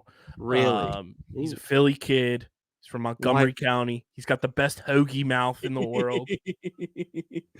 Look, he's like White Iverson. And he's just so fucking good. Ranked the number 2 player in the PLL by the players this year in the PLL top 50, only behind Tom Schreiber, who won the MVP this year. And Michael Sowers being able to play in front of his hometown for the next 3 years is going to be awesome. He's so talented. And there's a weird alternate universe that somebody, my boy Chris Rosenthal, brought up during the Champ Series that in 2020, Michael Sowers, before he chose to do his grad year at Duke, was drafted into the MLL Pitsy by your Boston Cannons. No way. So there's a weird alternate universe where the Philly kid is playing in Boston. Well, there's a weird alternate universe where the Boston kid's in Philly. So yeah, there you go. So Michael Sowers locked up, 3-year contract extension. Him and Zack Wheeler, one and the same. That's actually funny. As we record this on Wednesday, we have locked in the official Underground Sports Philadelphia Outside the Box podcast homecoming pass seats for Philadelphia Waterdogs homecoming weekend, June 15th and 16th at Villanova University. And somebody that listens to the program is going to be sitting in those seats. Ooh. That is the fun part about being media is, we're going to be there. We're going to be on site. We're going to be doing a whole bunch of stuff that weekend. Stay tuned. More to come. But with that, we found it a good investment to secure Waterdogs effective season tickets is what the homecoming pass is. And 2 lucky listeners are going to be sitting in those seats in June, which is going to be awesome. In the Waterdogs supporter section, which is going to be a blast of a time. Like I can tell you right now, a blast. More details on that will come in the coming months, but just know we got those seats locked in today. And as a company, we now have season tickets for 2 professional franchises. We're just making moves on all fronts, really. Making money moves, bro. Making money moves. That's all we got for you guys this week. Make sure you're following us on the socials at Underground PHI, Twitter, Instagram, TikTok, Threads, Facebook.com/Underground Sports PHI, Twitch.tv/Underground Sports PHI. Follow Pitsy on Twitter at Pat_Pitts and at Pitsy35 on Instagram and Threads. Follow me at KBIZZL311 on Twitter and KBIZZLE11 on Instagram and Threads. Also, follow Casey Libertor on the socials and F1 Underground because she's at IndyCar this week. Ooh, shout out Casey. She is on her way to IndyCar today, so she'll be on location in Florida for IndyCar. Very excited about that. She's going to be pumping out a ton of content, so be sure to follow F1 Underground across the socials as well. I'll be back at the Wells Fargo Center this weekend on Sunday for Wings Panther City. Going to be a doozy of a time. Happy to be back at the Farg. Make sure you're subscribed to the podcast feed on Apple, Spotify, wherever you get your podcasts. Leave a 5-star rating and review. Goes a long way for helping the show continue to grow, helps us hit new milestones, helps more people find not only this show, but our entire network. And, of course, subscribe to the Underground Sports Philadelphia YouTube channel, youtube.com/@UndergroundSportsPhiladelphia. It's where you get full video episodes of this show twice a week. We are ever so close to being fully caught back up, Pitsy. Oh, so schedule close. is going to be back on track. We're so close. We have like 2 more shows to get out, and we're back on schedule. So thank you guys for bearing with us on, just the delay in content getting up at a consistent rate and at an on-time rate. It is going to be back on schedule, but keep subscribing to the YouTube channel, youtube.com/@UndergroundSportsPhiladelphia. It's where you get full video episodes of this show twice a week, full video episodes of every show on our network, live streams, shorts, clips, original video content, live streams galore during March Madness. So subscribe to the YouTube channel. We're at 753 subscribers. Let's get to 800 before our Selection Sunday live stream. Let's do it. Let's do it. Let's get after it. And be sure to get your merch at phiapparel.co, code underground for 10% off your merch orders. And of course, this show is presented by the city of Vineland. And whether you're a company looking to expand, relocate, or you're a new business startup, selecting the right location is critical to your success. Vineland, New Jersey offers both an affordable business location and an excellent quality of life. The city's economic development department is a one-stop source for moving your project through the development and approval process, and their goal is to make this process as smooth as possible and to provide the fastest turnaround times in the region. If you're considering potential locations for your operation, contact the Vineland Economic Development Team at 856-794-4100. That's 856-794-4100. Vineland, New Jersey, where it's always growing season. And big thank you to Security 21 Security Systems and Paul J. Gillespie Incorporated for their continued support of this podcast. Shout out to Stevie Mac for hopping on for our Underground Madness segment. He's going to be joining with not only myself and him, but interviews with college basketball aficionados throughout the tournament. So lock in for those. And this has been episode number 618 of Underground Sports Philadelphia. For Patty Pitts, I'm KB. We'll catch you guys on the next episode. But until then, we're getting the heck up out of here, and we are signing off. Peace.